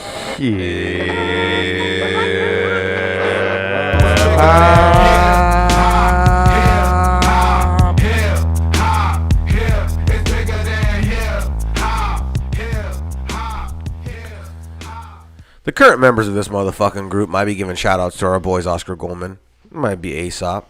Telling motherfuckers that Oscar Goldman sucks. Could be Biasco. Could be your boy Eli dropping beats sometime or another. Could be Grouch. Who could it be? Thinking he's rapping like he used to be rapping in 1990 fucking. Wait, time out. Yes? What an intro. Do you think that Aesop Rock is in the Living Legends? No, who is Aesop? Who's it? Who's Aesop? Who? It's No, Aesop from it's the Living Aesop Legends. Fables. Is Aesop Aesop Fable. Fable? Oh, Yeah. forgive me. Yeah, Forgive from me. the Living Forgive me. Legends. Hey, It's I'm okay. in here breathing the smoke. I'm in here breathing the Listen, smoke. I'm not trying to be a dick. You gotta be. I have to be that guy. You gotta be that guy. Because you called me. I call you. You gotta call me. You thought Aesop Rock was featured in Maybe this for a new second I thought he was in there. I thought Legends he's in. They track? don't. Nah, Well, it's Aesop. I was wondering about the Oscar Goldman, fuck Oscar, or Oh, the but hey, Oscar Goldman. shout out to that Oscar man too. Goldman sucks. Hey, Aesop Rock said that. Yeah. Aesop Fables is in Living Legends. okay. Maybe I haven't heard Aesop Fables. What? You Maybe I have. Maybe Speed I of haven't. Light. Speed of Light. Oh yeah. on, that's Aesop. Okay. Yeah. Well, anyways, do you feel Sorry, like your I boy? didn't mean No, you're fine. Do you feel like your boy the Grouch is doing it still? Yeah, I mean, you tell me. Hey, that boy's single now. You play the. He's back out Wait, there. dating Play the him? new You track. dating him? Hey, these hands. Dating him? These hands, motherfucker. These hands. You know what? These I'm not hands. gonna say anything These bad. hands. I went to the show with you for these hands, and I was You're blown away. You're blown away. I was these mad. No, I was these this mad. guy was throwing these hands up in No, the air. I remember. after that song was played, I was like, we'll get to the classics. They played the classics. They play some good No tracks. problem. too. I'll No tell you right problem. now, that music video of them on the beach playing whatever it is and giving people money and shit. Favorite? Okay, how about What's this? that? What, What good song? fun? Is it good fun? Something, but they're giving people money instead of them taking money. Favorite Grouch. People will like put like change in their Yeah. bucket and they'll give them like $20. Favorite Living That was Legend tight. song besides dope. anything new. What do you got for me? Living Legend song? Favorite Living Legend song of Besides all something time. new. Besides of all time. Besides something new. Ooh. I like Rabbit Hole. Rabbit Hole. Without One does it- pill makes without- you It can't be a feature. It can't have it has to be One pill them. makes you Can't smart. feature. No? Can't have a feature. They could have whatever What are you you gonna say? I'm gonna No say more greener No, you grass. can't look. No, I'm just saying. I just want to make sure this is legit. And it has to be at least 3 of the members. It can't just be 2. Oh, okay. Okay. Because that's a Living Legend song, right? Yeah, for sure. I got what 3 or more is considered. Wait, so 2 guys in the No, song is it not a can't just legend be song? G&E. It's still a legend song, but it's not the full crew. Okay. And it can't have. Okay, so it 3 can't or have more. slug on it. All right. Okay. So what do you think the number 1 song is for them? Number 1. I'm just saying you don't have to come up with your song yet. What is the number 1 song for them? Like number 1 downloaded or whatever. Yes. Where do you want Spotify? Or? Yes. Okay. Almost Famous. Something probably off of Almost Never Famous. falling down. I was gonna say Oh, that. I was gonna Never say. falling down. Yep. Even if I was hit by a Mac truck, Yep. I would still find my way back home. Yes. That's a, Yeah. It's a good song. I like moving at the speed of It's a light. good song. So you love Aesop? No, I So guess. that's Yeah. Aesop. Forgive me, but That's yeah, Aesop I and guess. But I Slug. like that a lot. I like That's that song Aesop a lot. and Slug. I like. Yeah. Okay, but is slug allowed allowed? Yes, Then I guess y'all. we're not allowed. Move That's to not the allowed. Then right. I guess Move we're to not the allowed. right. Well, then forget. That's not allowed. I told Then you. Not allowed. Not allowed. fuck me then. I mean, I really like fucking like their Genie second album though, man. You know, I mean that's great. Genie's second album. Yeah, No More Greener Grass. No More Greener Grasses is one of my favorites. Is that their second album? Yeah, No, that's their first album. The first one is G&E Volume 1 and 2. Does that even count? Like they don't even. Put Yes, that in it counts. Does that? I mean, like I know that. No More I know my Greener G&E. No More Greener Grasses is I know so my good. G&E albums. I remember going to see that. We seen it Yeah. live. They threw stickers. We caught it. Anyways, what's the song we're playing? Give me No More Greener Grasses. But hold on. Wait, Yeah, that's The a good song. one. this week in Or hip Ever hop. After. Somehow you turned it into No More Greener Grasses. the new song that's dropped, but you're not playing the new song that's dropped. You're playing All right, No More all right, Greener all right. Grasses. What's the new song that's All right, the new Everyday. Every Day by the Living Legends. But No More Greener Grasses That's would a- be that's good a- too. that's a That'd good be. track. Maybe we'll play it after. No, that's I don't Ever know. After. Every Day. Are you sure? You're thinking of the Pigeon John No More Greener Grass. What am I thinking of? No, what am I thinking No of? more Thinking greener of grass. dipping the bin in the past. That's Ever After. That's Ever After. That's Ever After. Yeah. Ever After. That's Ever After? Yeah. Are you sure? Yeah, we'll play a little snippet after this, Listen, maybe. I'll play a little snippet of both. I'll just give you Pigeon John. Yeah. No more greener grass. No, that's Look what I'm what talking you about. have Oh, that's what you're talking in about. the past. And I'm thinking of Ever After.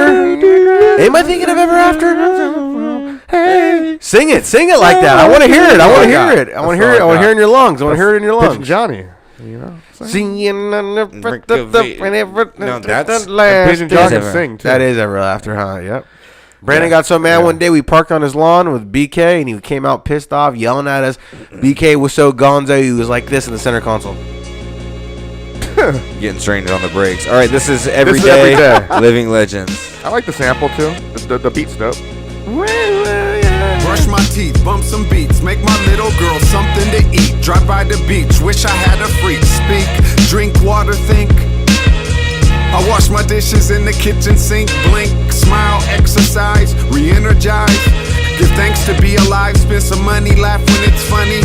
Shopping in Mana, cell phone in my palm. I feel like I ain't shit, I feel like I'm the bomb. I catch a Vic, I flip a trick and then I'm gone. Riding down the coastline, but I do not hit the bong. Instead I hit the ocean up when the winter waves are strong.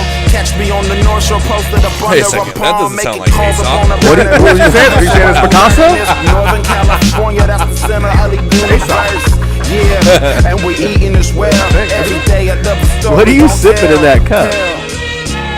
We beasting every day. I'm all done We now. beasting I'm all done now. every day. Is it that? It was a drink. Ice stretch, lemon water, make my way to yoga Eli. mat. Vocal warm-ups in the back, studio space. I draw the profile of a stunning woman, then truly So much I'm liquid drenched around in the commitment. stench of creation. Start the day off You blessed, should know, make Mr. a juice Spill of the greens Drink. and fruit. Now my brain it leads astutely on, but can't slice a troop of lines and shaded loosies. Loops lines of meditative goosebumps. I lose my mind when drawing. How I take a true leap from anxious to calm and yawning. 13.9 bike out to Equinox. 3.0 lives life. Lucky. Captain of my block. Negativity from hitting me. Get underground fans on the gram who be dissing me. While Cali, the epitome of loyal. We royal and spoiled, plans going foil. Recordings, my girl, yo. Yep, that's my main bitch. Yep, that's my main bitch. Everyday hood rich, nigga. He likes to throw the N-word out now. Yeah. Awake and bend the knee, give thanks, they break the sins of weed. Scarab, Absorb an my energy, favorite. take it in, give back. Love is free, pay it forward, watch it orbit. The universe is synergy. By any means, no counting G's until the world's pains at ease. Life's a shit sandwich, more bread you stack, less shit you eat. It's hard to keep these pearlies white. Every day I brush my teeth. We all born breadwinners, let's refine the recipe. I'm just trying not to be the shot within my family tree. I be up in Oakland taking care of my mama on the LA streets. Smoking on some California kush that got me wobbly. I believe in all my dreams, I living through the prophecy. Every day be grinding through the hate that's never stopping me. When you see me buying Jordans, know I might be copping 3. Grabbing on my giant organ, got your girl just watching me. I ain't even trying, me, that's just open Johns? You said it. Not Jones? You said the Johns. I was like, no, never mind. It's spelled Jones, I think, or spelled John. So you said Jones. I hit the womb. That shit so good it had me howling at the moon. With the ancients I'm in tune. Give my breath up to the earth. I control and consume some herbs and find myself a perch. Commune, then resume on my sacred path. Never let this world change me to a goon when I'm mad. Gangster, but thanks to the way my father taught me. Every day I miss his soul from the heavens where he watched me. Every day to make a song is my goal. I just can't wait until we take it on the road. Let's go.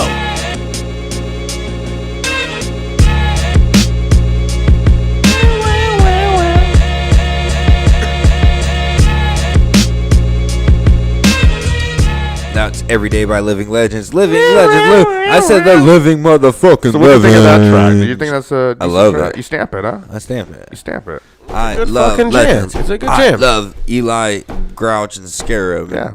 Lucky I am sometimes. I think Eli Grouch or Grouch Eli Scarab, they should create a little super group together. What would they call it? GSE.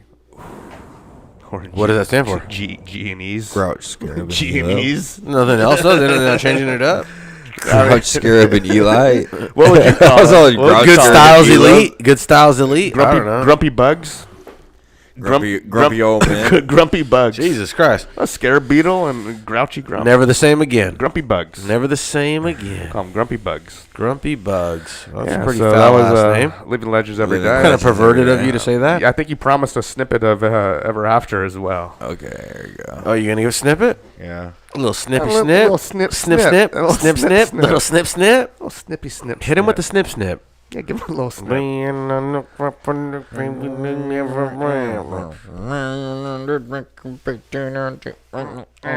want you to take me back.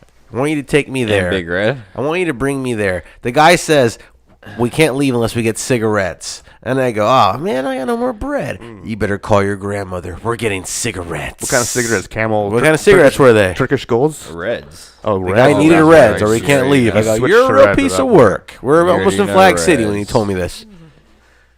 All right, here we go. Turn the energy lasting. When I think I'm ready, you're burning the ever after. Moving in the shore across the It was probably like this. Jesus Christ. I've heard that. I've heard the probably that loud on the show. I'll tell you who it probably was. I just wanted to bring you back for a second. Yeah, bring you all the way there. Go ahead, go. Give me another one. You're burning the ever after. Moving in the shore across the water to our destiny. It's legendary speech we took and made it all unpacked. So fucking hard, bro. Give me your energy. Don't turn it down. Give me your energy. The simple thing is the most difficult to achieve in the maze of life that we travel upon. This opener is hard too, though. Eli, come on. Your cranium and squeezing life out slow. Holding out to slay the dragon's soul. And it will behold. Found a fold in a page that reads life's code. And you gotta be bold as the rock to hold together the plot. Perfectly ready for battle. Able to tackle the grapple that lay ahead in the trench. Did I mention ascension? We take That shit was everything to us. Oh, that's the best. The best. This album was everything. All she gets in front and behind. Album's so fucking good. Like a day in my lifespan. Make it all accountable on me cause I'm a new man. Get that in a lot of poetry for me a new stand. Looking from a new angle that's try harder not rectangle the foundation. I mangle the sound place with the name even supports the sports I play. Hope All right, they can always make sense of Can I just tell you? Look at the wealthy ways.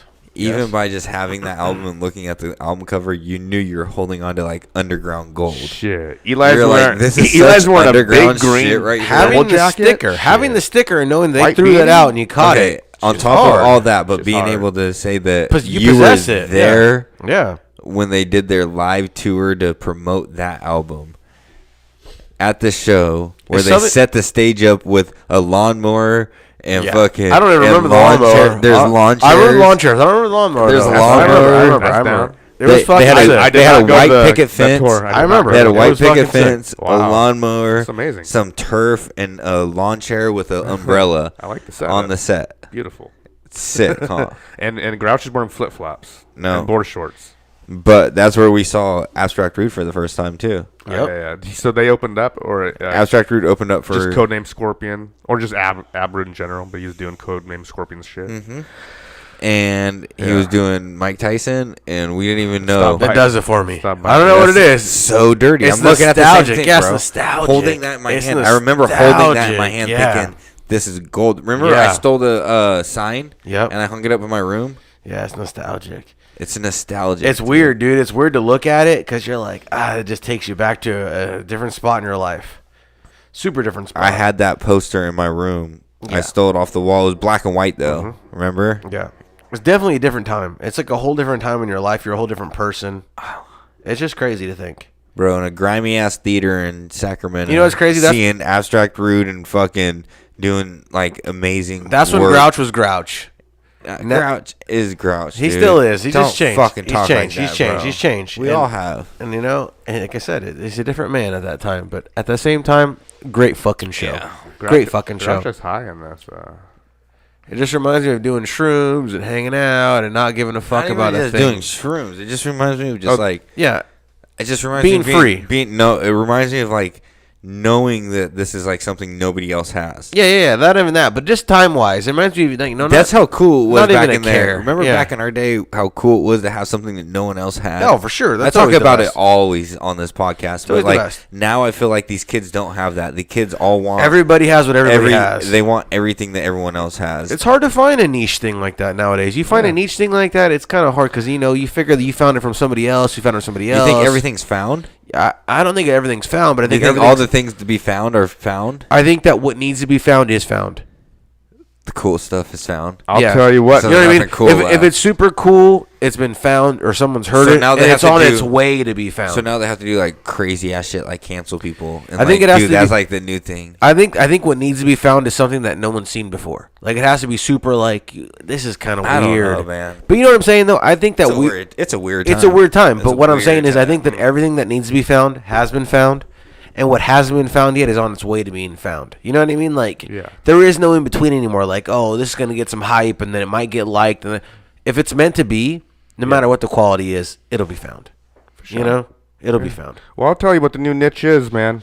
You can now text with Tupac and Biggie live. Get the you fuck can have a outta conversation. here. It's true. Look it You up. you could text me too. I could No. be Biggie or Yeah, Tupac, and- whatever you want, whatever you want. Listen, Biggie and a user recently had a long conversation about how Tupac is one of the greatest rappers of all time. You think that you could text Biggie and ask about his mom and You what could- she like to you can- eat? you can I doubt text that. I doubt Tupac, that. This fool says you can Biggie. text me and I'll be Biggie and Tupac Whatever at you the want. same time. Let's say whatever you want. There's a new app, man. A new app where you can text late rappers. It's called Get Fooled. Among others, Get Tupac Fooled and Biggie. for $1.49 a text. I'm gonna be able to text It's a- idea, it's so a- I don't give a fuck. Yeah. Yes, the idea. But How if much? Would you text idea for How $1? much? How much would it You for pay- $1? What? Yeah. Hell no. Jesus. That's not even. That's too Whoa, expensive. I was gonna say that's For it. $1? I'm not being an asshole, but that's not him, and that's not worth $1. I would Between pay us $50 boys. I to hear text you. idea. Him really? Yes. I hear you. So there's a new cocksucker. I'm sorry. I'm sorry, but you're not paying $1 to some random guy. There's a texting new you. app. You can also talk to Babe Ruth, among others. Oh my God! How are they getting a hold of Babe Ruth? Babe Ruth never even seen a cell phone in his life. How's he gonna SWAT. The Sultan of The SWAT. king of cell phones. He is not gonna point to the air and text you back. The swatting his cell phone. The Sultan of Shiest. The Sultan of Shiest. the great iPhone. Yes, it's not happening. Babe Ruth. Bambino. It's all historical figures. So check Who else it out. they got? Who else they got Download on the there? app. Who else they got on there? Give me a good one. Malcolm X? Can I text Malcolm X? No, I don't know. I don't know any He's others. saying it's an app that you could download, that you could text. Is Martin dead Luther people King on there though? So there is Martin Luther King so on they're there? AI. They're AI guys. They're I don't AI believe guys. it. You can have a conversation with I don't believe it. But they've watched so much footage of these characters. computers have for sure. That they are the brains of those characters. So how is I your understand mother? it. How I is your understand mother how all this Tuesday, stuff works. 1983. I don't How's your wanna know. mother? I don't You know what I wanna mean? know. It's like he doesn't know. All right, guys, we're getting into this. How about this? Gandalf's beat machine for I like some your style. I freestyle like your style. flows. Go ahead and text me when I'm dead, you bitch. I'll be glad to. I'll text you back for $1 a piece. They're tough to flow to. Gandalf. Well, this is volume 3. We can get this. Volume 2 is pretty We can get this. good We at can get flow this. too, because I've done it. This before. is a different level of it. Like But volume 3 is different. It hasn't kicked in yet though. Let's find me somewhere else without looking for something that isn't even there. I'm down playing my thoughts and out straight pulling out my hair. No combs are necessary, no thoughts are even projected. What I'm saying is I'm more heavy metal than erected. I'm selected for different beats that couldn't be here. Oh, here we go. Outside a cafe. We've been here before. Where's that? Hustling outside a cafe. This beat. Oh, this is a great Hustling beat. outside a This is a great beat. cafe. Old Here we go. school. Here we go. This is old school. This is volume Let 1. me pick up. Let me pick up. You got this. Yo, This one's hard. I just popped Just the cap happens. on a beer and I'm drinking. No fear needed, but I feel like I'm blinking. No near senses or even coming complete. I can't even get my sentence to meet. Meet me somewhere else in the back court. I'm losing my mind of sorts. Some type of place where I'm pulling out swords. No guillotines, no knives. Some people ignore the things that I'm spitting on. What I'm saying is I'm holding on this mic and I'm gripping on this beat. People talk a lot of shit but sitting in their seat. I stand up and give your mind something complete. Hold on to this and hold on to that. On this microphone, yeah, it's real quick to this, but I guaranteed I don't pull no gats. No shots, no bullets, nothing to pull this. What I'm saying is all real MCs, I guaranteed I do this. Who I'm with now was be sick, triple sick now, motherfuckers get sickness. And if you like that, then eventually the eviction might just be able to confide with the conviction that you don't really lie between the lies inside my mind. I like the visions. I understand why we can't understand what isn't. Every time I paint a picture, you can tell it's not perfected. Perfection, or maybe it's something inside of it. I really like the rejection that I get whenever I'm rhyming when I grab the mic. Then there ain't nobody like this kid. It doesn't really matter cause I'm liking this, freestyling whenever I get a chance. I don't give a fuck, I just wanna enhance. And maybe I'm advancing every step I take. It doesn't really matter cause my breath it breaks whenever I grab a mic. I make it. I don't understand, this ain't nothing that's basic. I rewind it, erase it, take it back, then make sure that you understand I'm never complacent. I like to move forward, take another stop. I like the job. I like the job. I hate you, but I love my gods. Ooh, my yeah, God, yeah. Christy. Y'all motherfuckers missed me. Fuck you, I'm living. Not really. I didn't miss you at all. You know why? Because I'm hustling outside a cafe. Oh no. All day. He broke it. Motherfucker. That's how I'm gonna do this shit because I say what I'm gonna say. What's in my mind all the fucking time? Hustling outside a cafe with a sick rhyme. Motherfucker, I got a book and a lot of dimes. Let me drop them time after fucking time. That's how I'm doing that shit. Living Legends beat. This is how I spit. So fucking legit. Never gonna quit. Be sick. Motherfucking Johnny Siggs. Splitting wigs. Hustling. The infinite Hustling. nonsense. Hustling. You know the shit that I spent. Hustling outside a cafe. You outside the cafe, I'm hustling outside the arcade.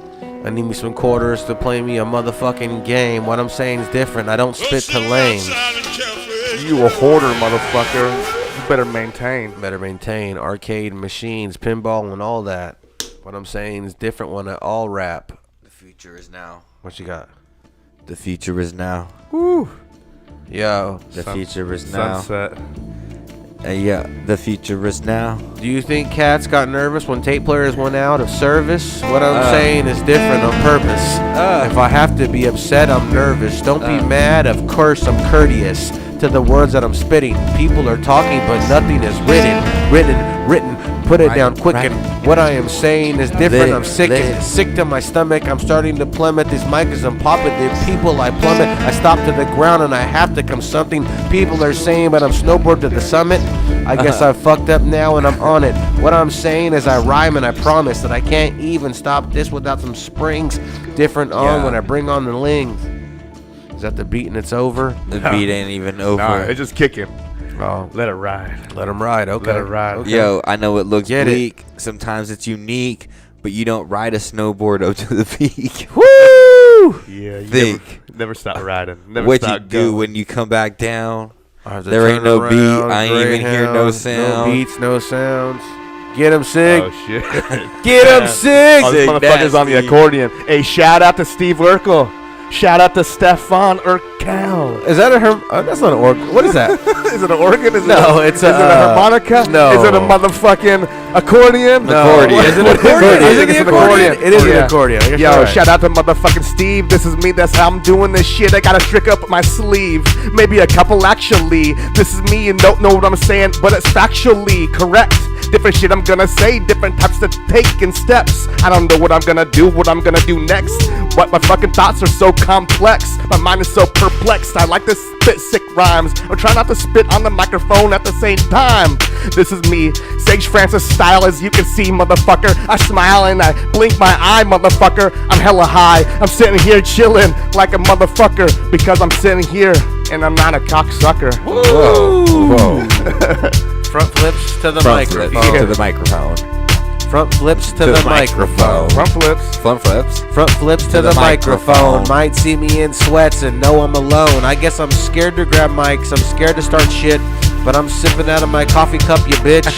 I got a couple things for you to just switch. I'm not turning on this light because I can see perfect. It's just another night for me to speak this. Driving down the road, but yeah, I feel creepless. I can't do this without feeling sleepless. Ain't slept in weeks, but everybody knows my weakness. I guess I'm looking back in the rearview mirror. I'm being followed, but there's no cars there at here. I guess I disappear into the fog.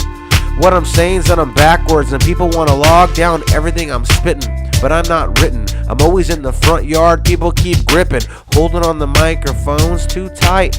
Let a real MC grab some mics tonight. And when the mic gets grabbed and the light gets stolen, hold it down until you know what you're holding. Or maybe we don't understand the cards that you're folding. I don't know if you're going, but we know that we always growing. I know that I'm glowing whenever I got emotion out on my sleeve now. I'm eating the beat now. Some of these cats don't even know how to freestyle. It's wild that they actually making the track and then they making some money. They're asking for a bag like they gonna get it. Take the mask off first. You acting like an idiot. The ignorance, it hurts. Or maybe it ain't worth. Or maybe it's all work. It really doesn't matter cause I really ain't sure. See, I'm out here and I still work a session. Even if I'm about to turn 37, never gonna be stepping. Or maybe I learned my lesson. Always going to be bringing aggression like I never really understood where I was at. Now I'm back. Never had my back. I had a backpack full of caps. That's why, cause I like to write my name. That's when I would rap some shit that you never even seen before. But that's okay. That's why I push record and say what I need to say across the mic. And whenever I say it, everybody looks like their insides might be incited. Or maybe that's excited. I take the mic cause I'm righteous whenever I'm rhyming. Or maybe that's the realizing that one horizon's always gonna be right in front of your time, like paralyzing your mind. I'm paralyzing your mind. I said I'm paralyzing your motherfucking mind. I'm paralyzed, motherfucker. And I'm wise. Oh, spit it back and forth, hip hop. Go ahead. Give me a cool one. Staring at the stars. Dirty Dead. Oh shit, that's a good one. Work it. You surely is. What the fuck? Yo. You dirty kids. You out this here. This one goes out to Dirty Dave. What? Yo. If you find yourself looking for a place to take a bath, realize that you can bathe yourself in rhymes. What I'm saying is it's hardcore to sit behind the corner. At the same time, you're just losing time. I'll sit behind a grocery store and act like I live there. People understands that I ain't looking for new hair. I'm losing it from stressing out my mind. And what I'm saying is that you can call me anytime, but the cell phone's disconnected. Might as well come resurrected. And I give a fuck if I intercept it. I'm just trying to find my mind, and if I can take a second, let me interject. When I grab mics, I take a second just to step in a session. Wait, I never learned my test them once again. Make sure it's double blind placebo so we can learn something in the end. Or maybe that's just me trying to find the ball pen. Maybe I've been trying to figure out where you all been when my hands been here scratching the sheetrock. God damn it, Sig, do you like spit into a beatbox? I like it, motherfucker. I got shit inside my socks. That's how I'm doing it. I don't give a fuck because I'm representing hip hop. Never gonna stop. Hip hop's about to turn 50 this year. What's really going on? You know that time is really fucking near. I'm not gay and you're not a queer, but it's all good, man. You can live your life in fear. Whoa. Okay, I'll go ahead and drive my car like I'm gonna hit a deer, like I'm gonna drive hella far, like a shooting star staring at the fucking sun. Don't know what's going on, man. I'm doing this shit for fun. You ain't gay, but you rap about dicks. Understand what's going on real quick. Gotta stop now and throw up a flick. You put a pointer on, but it had only dicks. And when they said that it quack like a duck, it act like a duck, god damn it, you might be fucked. God damn it, you might be fucked. I don't know where to go from here. Do you want to rhyme one more time, you queers? Yes. Sure, I'm gonna grow out my beard. Let's do a quick pass and back and forth. I fucked up on the quick pass and back and forth. Here goes butterflies. Over here smoking and breathing and drinking. I'm feeling it all. Yeah. Quick pass. Sig, start it up. Quick pass back and forth. Wait, hold on. It's quick pass with all three of us now? Yes. Okay. You're in it. Yeah. This is a quick pass. Am I gonna fucking run? I'm gonna run out of gas. Don't know what's going on, son. Don't know what's going on, but when I get there, people understand that what I have to say is quick there. And I don't quit there, cause sometimes I like to spit some shit that might be slick there. Yeah, that's how I'm doing it, motherfucker. But I'm trying not to stare. Motherfuckers got pink hats on, covering up the bald hair. And if I had hair, then I wouldn't really care, but I really ain't got no motherfucking time to spare. No time to spare. Don't know why, don't know how. This is me, man. Go ahead, don't have a cow. Go ahead and get bloody. When I look at that picture, it looks like Too Short holding somebody. And if he's holding somebody, that bitch looks like her titties are made out of putty. Shout out to Nancy Pelosi, motherfucking so ugly, you know she'll be hosey. You think her pussy's blown out? Probably give it a chance and give her a blown out. It doesn't even blown out now. It looks like a catcher's mitt back in 90 now. Shout out to E4O, shout out to Too Short, man. Shout out to the ugly hoe. Shout out to Mr. Fabby. Shit's fucked up, but is that her daddy? And who's in the background? That motherfucker be looking like an ass clown. This guy's me mugging. Don't know what's going on. That dude is hella thugging. I'm not sure if I got Chris Krangle in the back, but I think that might be Kurt Angle. Wait a second. Uncle. Wait a second. I think I got it. That might be just JJ Watt. Oh, shit. That bitch's pussy's hella gonna smell like rot in eggs. I don't know what's going on. Don't know what else to say. We gotta have to breakfast. Everybody in that picture gave her pro necklace. And she liked the respect until they all took out their dicks and slapped it on her neck. It looks like she sucked a fucking like 3 dicks. Looks like the beginning of a all-black porno. She's about to get the dick in the hornos, wrong holes. She does double P. What I'm saying is that bitch is Nancy Pelosi. Oh, shut up. I hope. Shout out to Nancy Pelosi. Hey, T's and P's with Ted Pelosi man. or Steve Pelosi or John Pelosi. Whatever your name is, that pussy's blown out. He didn't die. Wait, he just got bludgeoned. I think he lived though. Whatever. He got hit What with did the he get hammer. bludgeoned by? He got hit with a hammer, so T's and P's doing You didn't hear about that? There's some guy that Your boy Kai hit him? There's some guy that Kai the hitchhiker took him out. There was a guy that broke into their house and apparently was after her, but bludgeoned him in the head instead. Well, you had to kill him to get to her. Yeah. Recently, Mr. Fab, Take her off the screen. Take her off the screen. She don't deserve it. And Too Short visited. What did she look like back in the days? White She could be a cutie back in the days, maybe Never, about bro. 30, 40 years ago. They She was just probably visited a the cutie. White House Never. recently. Never? So let's keep it going. Give me one real beat. Let's go one real flow. Let's wrap it up. You're gonna the rap. freestyle again? Oh, you're done? We're done. We Yeah, keep moving. I quit it. All right, I'll quit. You want Hey, to freestyle did you- again? No, we're quit. Did you hear who the captains are for the Pro Bowl football teams? AFC and NFC. No, Brandon, who's B? captain? Doesn't matter. Did you hear? Okay. First of all, do you know what they're doing with the Pro Bowl? What? It's a flag football game now. I'm not surprised. Are You know you who the serious? captain is for the No. Time out. Go Time ahead. out. Yeah. There's no pads. It's a flag football game. John Elway? John Elway? This year is the very first year. Oh, their quarterbacks are legit. They're legit, though. Brett Favre. No, Favre. Favre's done. No, they've been doing legends as the captains, and they've been drafting. The co-captain is. I'll tell you who the co-captains are. It ain't Brett Favre, obviously, because Brett Favre owes some niggas some money. So it ain't Brett Favre. That's for sure. You said that so politely. Brett Favre is a scumbag. Yeah, he's owed some niggas some money. So the co-captain of the AFC. Michael Vick? Snoop Dogg. No. What is going on? The co-captain of the NFC. Pete Davidson. You're a liar.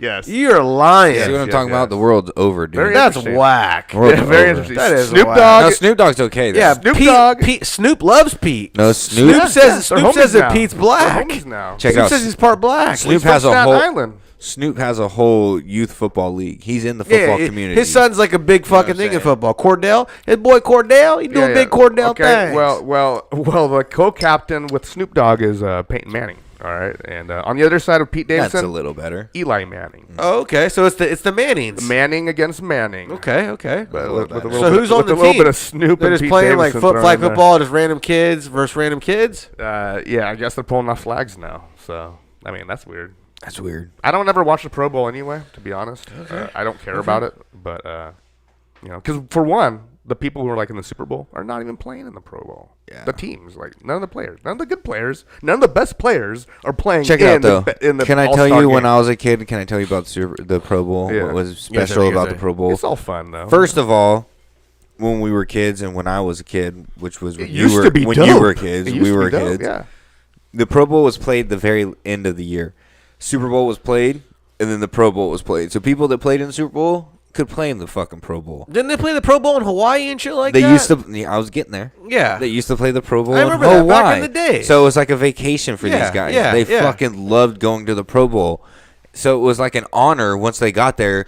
You played semi-hard, but, respectfully. You don't try to kill nobody, but you're trying to play football. You're still trying to fucking win. Yeah. Over the years, it became softer and softer, and everybody stopped fucking hitting So each other. it went from real fools playing in Hawaii So- to flag football kids playing with Pete Davidson and Snoop Dogg? I guess so. Jesus Christ. Okay, but second of all, there used to be this thing leading up, like like they have WrestleMania week or whatever. Yeah. They have like the Pro Bowl week, like they have the Super Bowl week before the Super Bowl. All these festivities going on. Okay. So the Pro Bowl had a bunch of festivities going on. Yeah. And one of them was the skills challenge, and they'd have like the best quarterbacks line up: Dan Marino, fucking John Elway. And this was on TV at this time? Yeah, it was on ESPN, and they would line up and they would throw fucking Through fucking holes. moving Through targets, holes and shit, and then yeah. they would do obstacle course. They'd have the fastest guys race.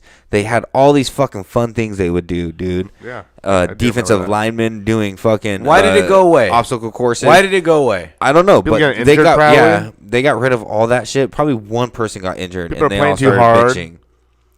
And Yeah. it was probably the NFL Players Union. Once the Players Union got together, they started axing a lot of that shit. But the Pro Bowl was very interesting, and the best when.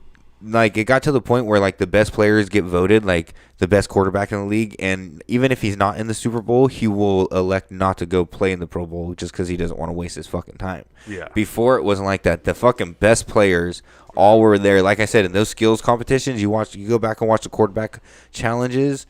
It's Dan Marino. It's Can you give me a fucking shout out? Joe Montana. Can you give me a show? Can you show it to us? Give us Dude, a little something. yes, you got yes. 30 seconds of something you could show us. You Show already us something know I dope. can. I know you They can. do a Show me long something distance tight. throw. Long distance Show throw. me something dope as fuck. The long distance throw is hella dope. So bro. when did it stop? What year did it stop? 2015, 16. And because somebody got hurt? But check it out. No. The skills challenge stopped like 2000s, in the early 2000s. Okay. And 2000 then, what? Ones, twos, threes? Like twos, yeah. Damn. Twos, threes, yeah. Over some bullshit? Or just people didn't want to do it anymore? Yeah, I don't know. People got hurt. Okay, here's one.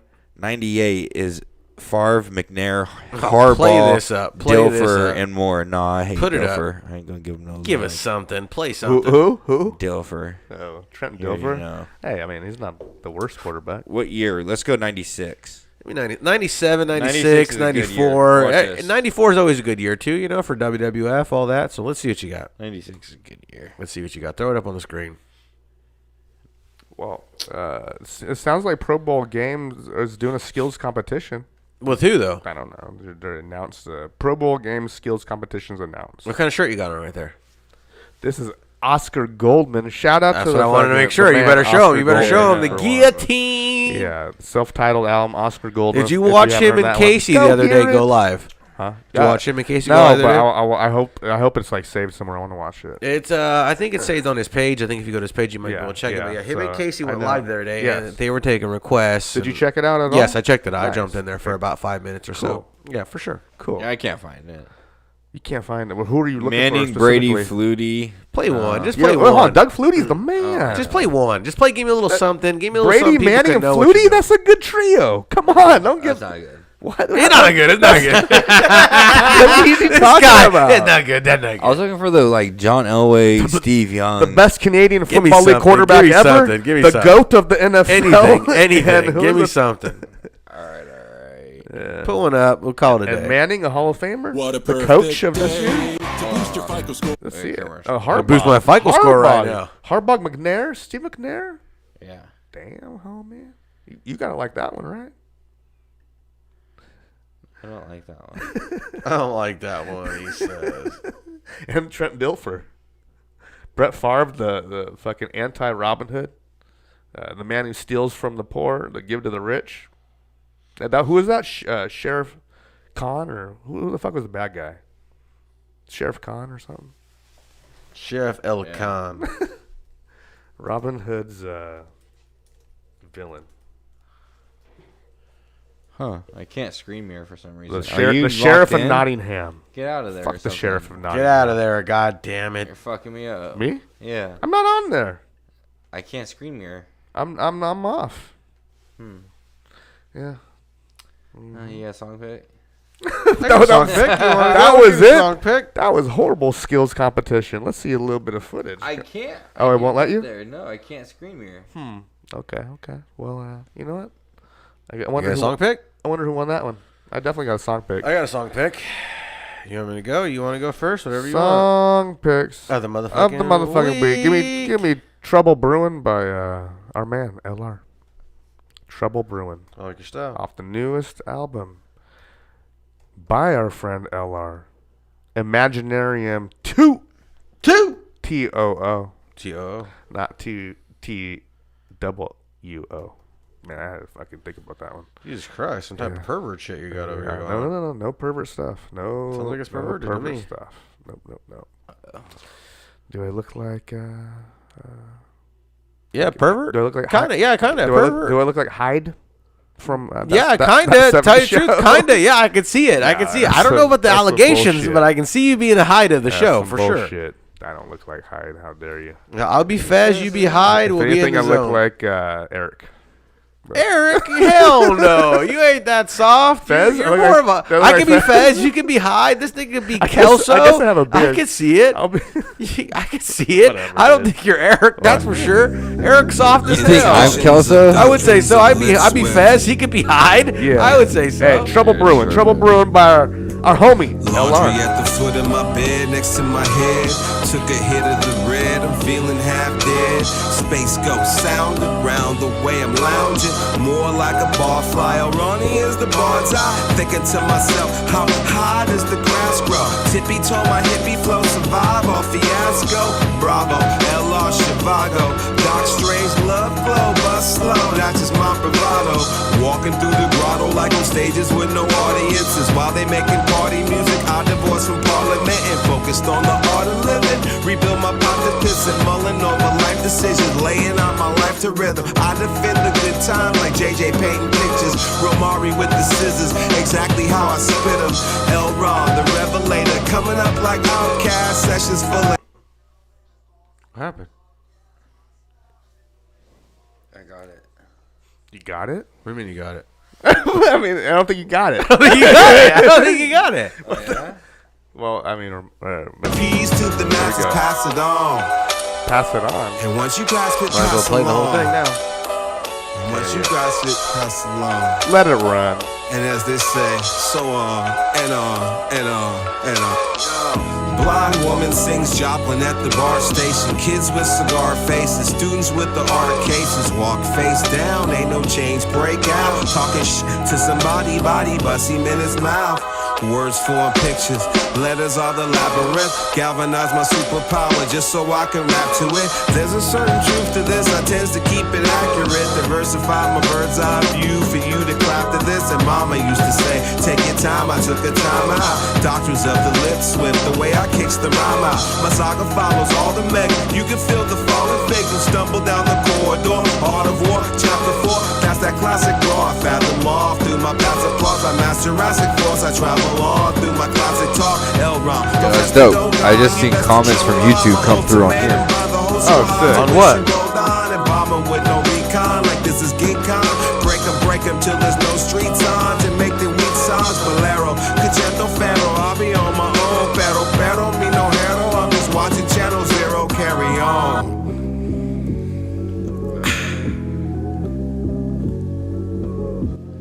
LR with Trouble Brewing. Trouble Brewing off Imaginarium. I'm going to go next with... So hard. So Imaginarium 2. Off of Imaginarium 2 as well. Something we heard back about 6 months ago. Yes, sir. A little song we like to call Firewater. Woo! It's a hitter.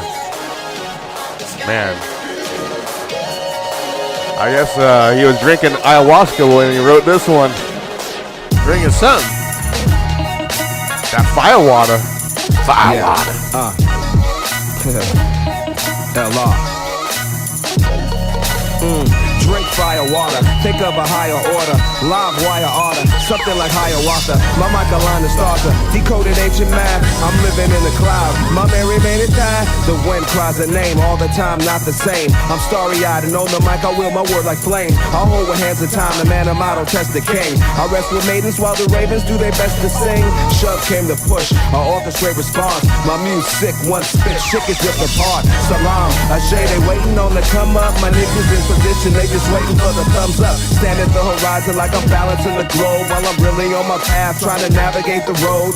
Calibrate coordinates, just in case aborted mission. Captivate the mass as I press on my position. Living stranger than fiction, this is live television. And you can tell a friend that's a win-win. Listen, pay attention, that's mainly what the price be. Fortify the legacy, they'll never be just like me. That's how my life read, authored by the hands of I only go so far, I illustrate the ways we are. Now that's my melody, I'll make it truly hard. My mic truly raw, it light through the fog. Fire water, think of a higher order. Live wire order, something like Ayahuasca. My mic line is starter, decoded ancient math. I'm living in a cloud, my Mary made it die. Walk lavishly, the pith drift vanity. The swift spit spilling with the gift lift naturally. How it has to be when asked to freak the cheek talk. Trying to make acquaintance while I stimulate the beatbox. Modify the hop, somebody gotta make a move. I'm just playing my position, trying to entertain the room. Here's the groove theory, moving with the music. Amplify the pressure, L Roneous, don't miss the movement. Pushing, pulling, shoving, lift it up, I rip it up again. Probably so hard, man. But it's a must, I bring the love in it. Plus I wanna bust one on them just to make it pop. I wanna shake the world, but gotta do it block for block. It started with the low and had to play connect the dots as I rework the pieces of my orchestrated pop. Rework the pieces of my speakers LR as I pace around the planet single-handed, keep it raw. Yeah, drink fire water. Killing it. That's firewater. Firewater. Let me get off the same album. Let me get Baldwin in this motherfucker. Yes. Let me get Baldwin. Imaginarium 2 Baldwin. Hey, Let me get did you see that Alec Baldwin got charged? Yes, for manslaughter. He deserves it though. He's getting busted for Hold on. He didn't know. He's getting busted for Brandon Lee too. Brandon Lee in long run, he's getting busted for him. Somebody needs to pay for that. Okay, even if he goes to jail, he's still a top 3 Baldwin. Yeah, for sure. As we talked, he's number 1. Yeah, okay. With Steven right behind him. Is he going down for Brandon Lee? Is he going down for Brandon Lee's murder too? Maybe we did talk about this last time, but I just can't believe that he got charged with manslaughter. Is he going down for Brandon Lee's murder too? Though is the question. No, you think YouTube hates us for this? Yes, of course. No. Well, no, why? Because it's around the back. And YouTube can't help themselves but be upset that we got the okay from the homies. Backwards. Not from LR, no. We got the okay from LR YouTube, so fucking suck that Sweeney. Yeah. We're in here making that meanie. They just care about some other bullshit. Here is off Imaginarium 2. Baldwin. Fucking man. Sucker Sweeney, YouTube. Sucker Sweeney. Sucker Sweeney. From the notes of a native son, sign, play, ride. Tell the folk that we made it. No name in the street. I am not your Negro. If Beale Street could talk, it would call me a hero. Stranger in the village, they rape us and they kill us. Young warriors in their feelings, facing complex dilemmas. Once loyal in the dealings, just the way the boys were driven. Living just enough. Mama calling to a chill. I was often popping willies, nappy noggin, being silly. Socially, the city's hotter than the bottom of a skillet. Got a lot of younger siblings. The modern world could kill us. Where they overwork some humans makes it all the more revealing. Plus, it's hard to deal with learning here in Mississippi. Burning, baby, burn. They on my heels, I had to bounce. It's disconcerting. Strange fruit will get you murdered. They'd rather feed me vermin while the homies give me word ups on the corner with their sermon. Baby, burn. Found solace on the soil, not my own. Just to analyze the place I had always called my home. Another country, no bluff crap. Then I had to bust back and tell it on the mountain when they asked me where the love at. The fire next time from the notes of a native son, sign, play, ride. Tell the folk that we made it. No name in the street. I am not your Negro. If Beale Street could talk, it would call me a hero. The fire next time from the notes of a native son, sign, play, ride. Tell the folk that we made it. No name in the street. Homie, I am not your Negro. If Beale Street could talk, it would call me a hero. Once a man, twice a child, while nobody knows my name. They prefer me break my back instead of dialogue my pain. I debate them on the real, that make them hate me just the same. They call me boy, they call me James, my mind aflame, I'm miles away.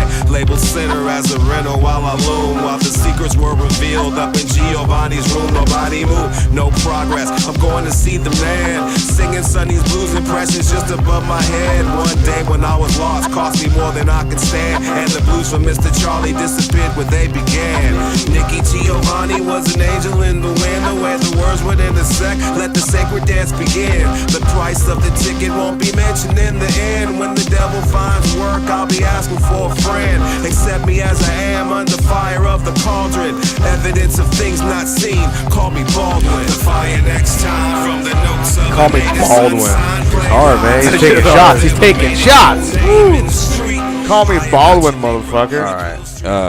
Baldwin off Imaginarium Too. You know, one thing I gotta say about LR that I respect. Yeah. That sometimes when you're an artist or a pitcher or something like that, you just gotta throw your best pitch. You know what I mean? You don't need to have a bunch of fucking other stuff. You don't need a curveball and a slider if you got a fucking 99-mile-an-hour fastball. You keep throwing that fastball. You keep, throw it. And as an artist, you keep playing your hits, right? And he's smart, whereas he hasn't really changed up the style. It's pretty fucking consistent. He knows who's there and who's not there. But it's smart for us because every time we're like, isn't that what you're liking? That's Someone what I else like. not changing? I don't want no one to change on me. I don't want no one to change because he's got us. Real. He's keeping it real. That's LR. If you like that, that's LR. And we love that. I love it. I love flow style. And like I said, dope, bro. But like I said, sometimes when you're fucking Steph Curry, you don't need to fucking take it to the hoop. You just shoot threes. You shoot the threes all day, baby. You just shoot threes all day, right? Hey, you know what you do. Have you heard that song? This is we don't have to play it, but you can. It'd be a good song. That one song from Larry Fisherman. Trying to sneak in another song pick already. Not trying to sneak it in. I think you should hear it. Is what I think it is. 5 this episode. Jesus, fuck you! I had one. Just joking. Have you heard that? Okay, type it in. That one song You think I had like from 2 or Larry 3? Fishman. Who's Larry Fishman? Larry Fisherman. I don't know Larry Fishman. You know who Larry Fisherman is. I don't think so, honestly. Are you serious? Yeah. Don't tell him who he is. Who's Just Larry play the Fisherman? song. He'll know exactly who he is. That one song, it just came out the other day, 2 weeks ago. Okay. That one song from Larry Fisherman. Is this a mainstream artist? Yes. Yes. Oh, okay. But I don't know how mainstream he would be before. I don't know that. As his alter ego, Larry Larry. Fisherman. It's just so gonna hard, say dude. it sounds pretty similar. It's so hard. He made all the. That's when he became a producer. But it also sounds a little And a different. super drug. When he Sounds started different, producing though, all his own And shit, he super started drug producing under Larry Fisherman Okay. and the drug. Yeah, I think it's a The drug. super drug addict. Why is when he there such became low Larry. amount of views on it? Because it just came out 2 weeks ago. Really? Yeah. Interesting. That's not even on his. They just keep releasing more Mac Miller Yeah, stuff, huh? And they're not even saying supposedly- anything about Mac. They're not acknowledging Mac Miller at all. This or whole like that. this whole album that They song make is coming off of info. comes out within a month or two from Greg Hernington. It's just people that produce for him that didn't even get a chance to like put music out for him. You know what I mean? Like they're allowed to put it out. I don't think they are. It's going to be under a mixtape type of shit. You know what I mean? Like you do mixtapes and it's okay. You know what I mean? You don't pay copyrights because they're mixtapes. Maybe because they're his beats or someone else's beats, they can release them under something else. Yeah. You know what I mean? Like they know the guys who made the beats, so they can say, "Hey, he rapped on my beat, so I can drop this song as my song," type of shit. You know what I mean? So well said. Well said. You know what I mean, though? Couldn't have said it better myself. But for real, though, in that kind of a way, like Faces came out, like Faces was like a lot of other people's beats, but he made him his own songs, kind of like that. So he was able to drop it under something else without being so looked upon as I owe somebody. Yeah. That's what I would think. I think he was signed as Mac Miller to a label, and then he just did it as Larry Fisherman, so he very could smart. own all his own shit. Very smart, yes. True fact. That's what I think, too. Smart You know man. what I mean? Because his real name is Larry Fisherman. No. Joking. But I'm saying his though, real name is like McCormick fucking Miller or yeah. some shit. Wouldn't that be a smart move though, for you to be like, "Hey, I'm fucking Mac Miller, but I could be something else completely and still make money off of myself." I mean, like, right? Miller Mac. Yeah, for sure. Yeah. Yeah, for sure. sure. Malcolm James McCormick. Malcolm James McCormick. Very sick. Very sick. Miller Mac. Miller Mac. So what do you got for me? Oh. I'll tell you what I got. Shout out to motherfucking Carol Baskin's husband. He's alive and well. Who's Alive and allegedly well. alive. No way. And you want to tell you this? Alive and well. He fed to the I wanna alligators. tell you this She real said quick. that she killed him, but she didn't kill him. Joe Exotic is saying no, it's not him. We're gonna have him on this pod soon, and he's gonna fucking break it down Dude, from prison. I wish from prison. if you get Joe, Yeah. you'd be hard as a motherfucker. I have a way in because we have a mutual friend on Instagram, and You're a liar. Joe Exotic's very active on Instagram. So on Milk Crates or who? it might be an Instagram live thing. Your but friend or his let's friend? Bring that motherfucker on. Your friend or her friend, or a wanna friend of hear the ours, a scoop. friend of theirs? Who's the friend of? I want to hear the Joe Exotic. Yeah. I want to hear friend the of a friend. dirty stuff, like friend of a how he was friend. having three-way dick with those two dudes. With the dudes, and the dude just walked in and shot himself, and he's like, "I love you, Joe," and then just blasted himself for no reason. I want to hear all dirty son of that. a I think bitch it'd be fun to for have laughing on. about He's a that. sick bastard. that'd be something You're fun. going to hell for that one. We might get Joe Exotic on. That might be a fucking something in the future, but for right now, On that note, if you're a Joe Exotic fan, just remember he's out there watching. we'll see you next time. Thank you very much for joining us. Thank you to our guest, once again, L Roneous, for joining us. Please go check out Imaginarium 2. Is out right now. You can go find that everywhere you can download music. You can go find it on YouTube, but please go download it. Even buy a hard copy. I'm sure they're out there. Thank you again to my boy Nonsense for coming out and doing his thing, having fun with us, getting some laughs in, talking, giving some good questions. I appreciate you, brother. Thank you very much for doing your thing. For sure, I appreciate the fuck out of you, bro. I love both of you guys. This motherfucker, God didn't create this shit, but Joe Exotic did. And I'm gonna let the motherfucker know that if you got a chance to check us out, check us out. We're on YouTube. You can find us anywhere by typing us in Google, Milkcrates and Microphones. And don't fuck around, because we're somewhere near you and near your spot. So, stick with us or stick without us. And if you are watching us on YouTube, feel free to go download and listen to the podcast on podcast apps. If you like to listen on the podcast apps, that's cool. Just go subscribe to our YouTube channel too. You don't even have to watch the videos. Just subscribe so we have another subscriber. We're trying to get this motherfucker to 1,000 subscribers. We should be there by now. There's no reason why we aren't there by now. I'm pretty sure we're being cock-blocked by YouTube somehow, but we will get there. And when we do, it'll be all thanks to the man to the left of me. From now to infinity, JS3. Thank you for fucking coming out and doing your thing. Oh, hell yeah, brother. And I can't wait for the Royal Rumble tomorrow. Woo! And if you have anything to say against Milk Crates and Microphones, you can see me in the ring, brother. Bro, do we do a live watch along to the Royal Rumble tomorrow? Pretty tight. That would be pretty fucking cool. Can we do a live watch along to the Royal Rumble do a tomorrow? live watch along. That would be hard. We might actually have to do that. I don't know. We'll see. Until then, thank you very much for tuning in. Thank you for watching. Thank you to L Roneous. Thank you to Yamas. Thank you to my boy Sig. And as always, do not kill yourself, America, because we love you. Peace the fuck out. Peace, peace, peace, peace, peace, peace. Shout out BK. Thumbs up, thumbs down. Thumbs down. Oh.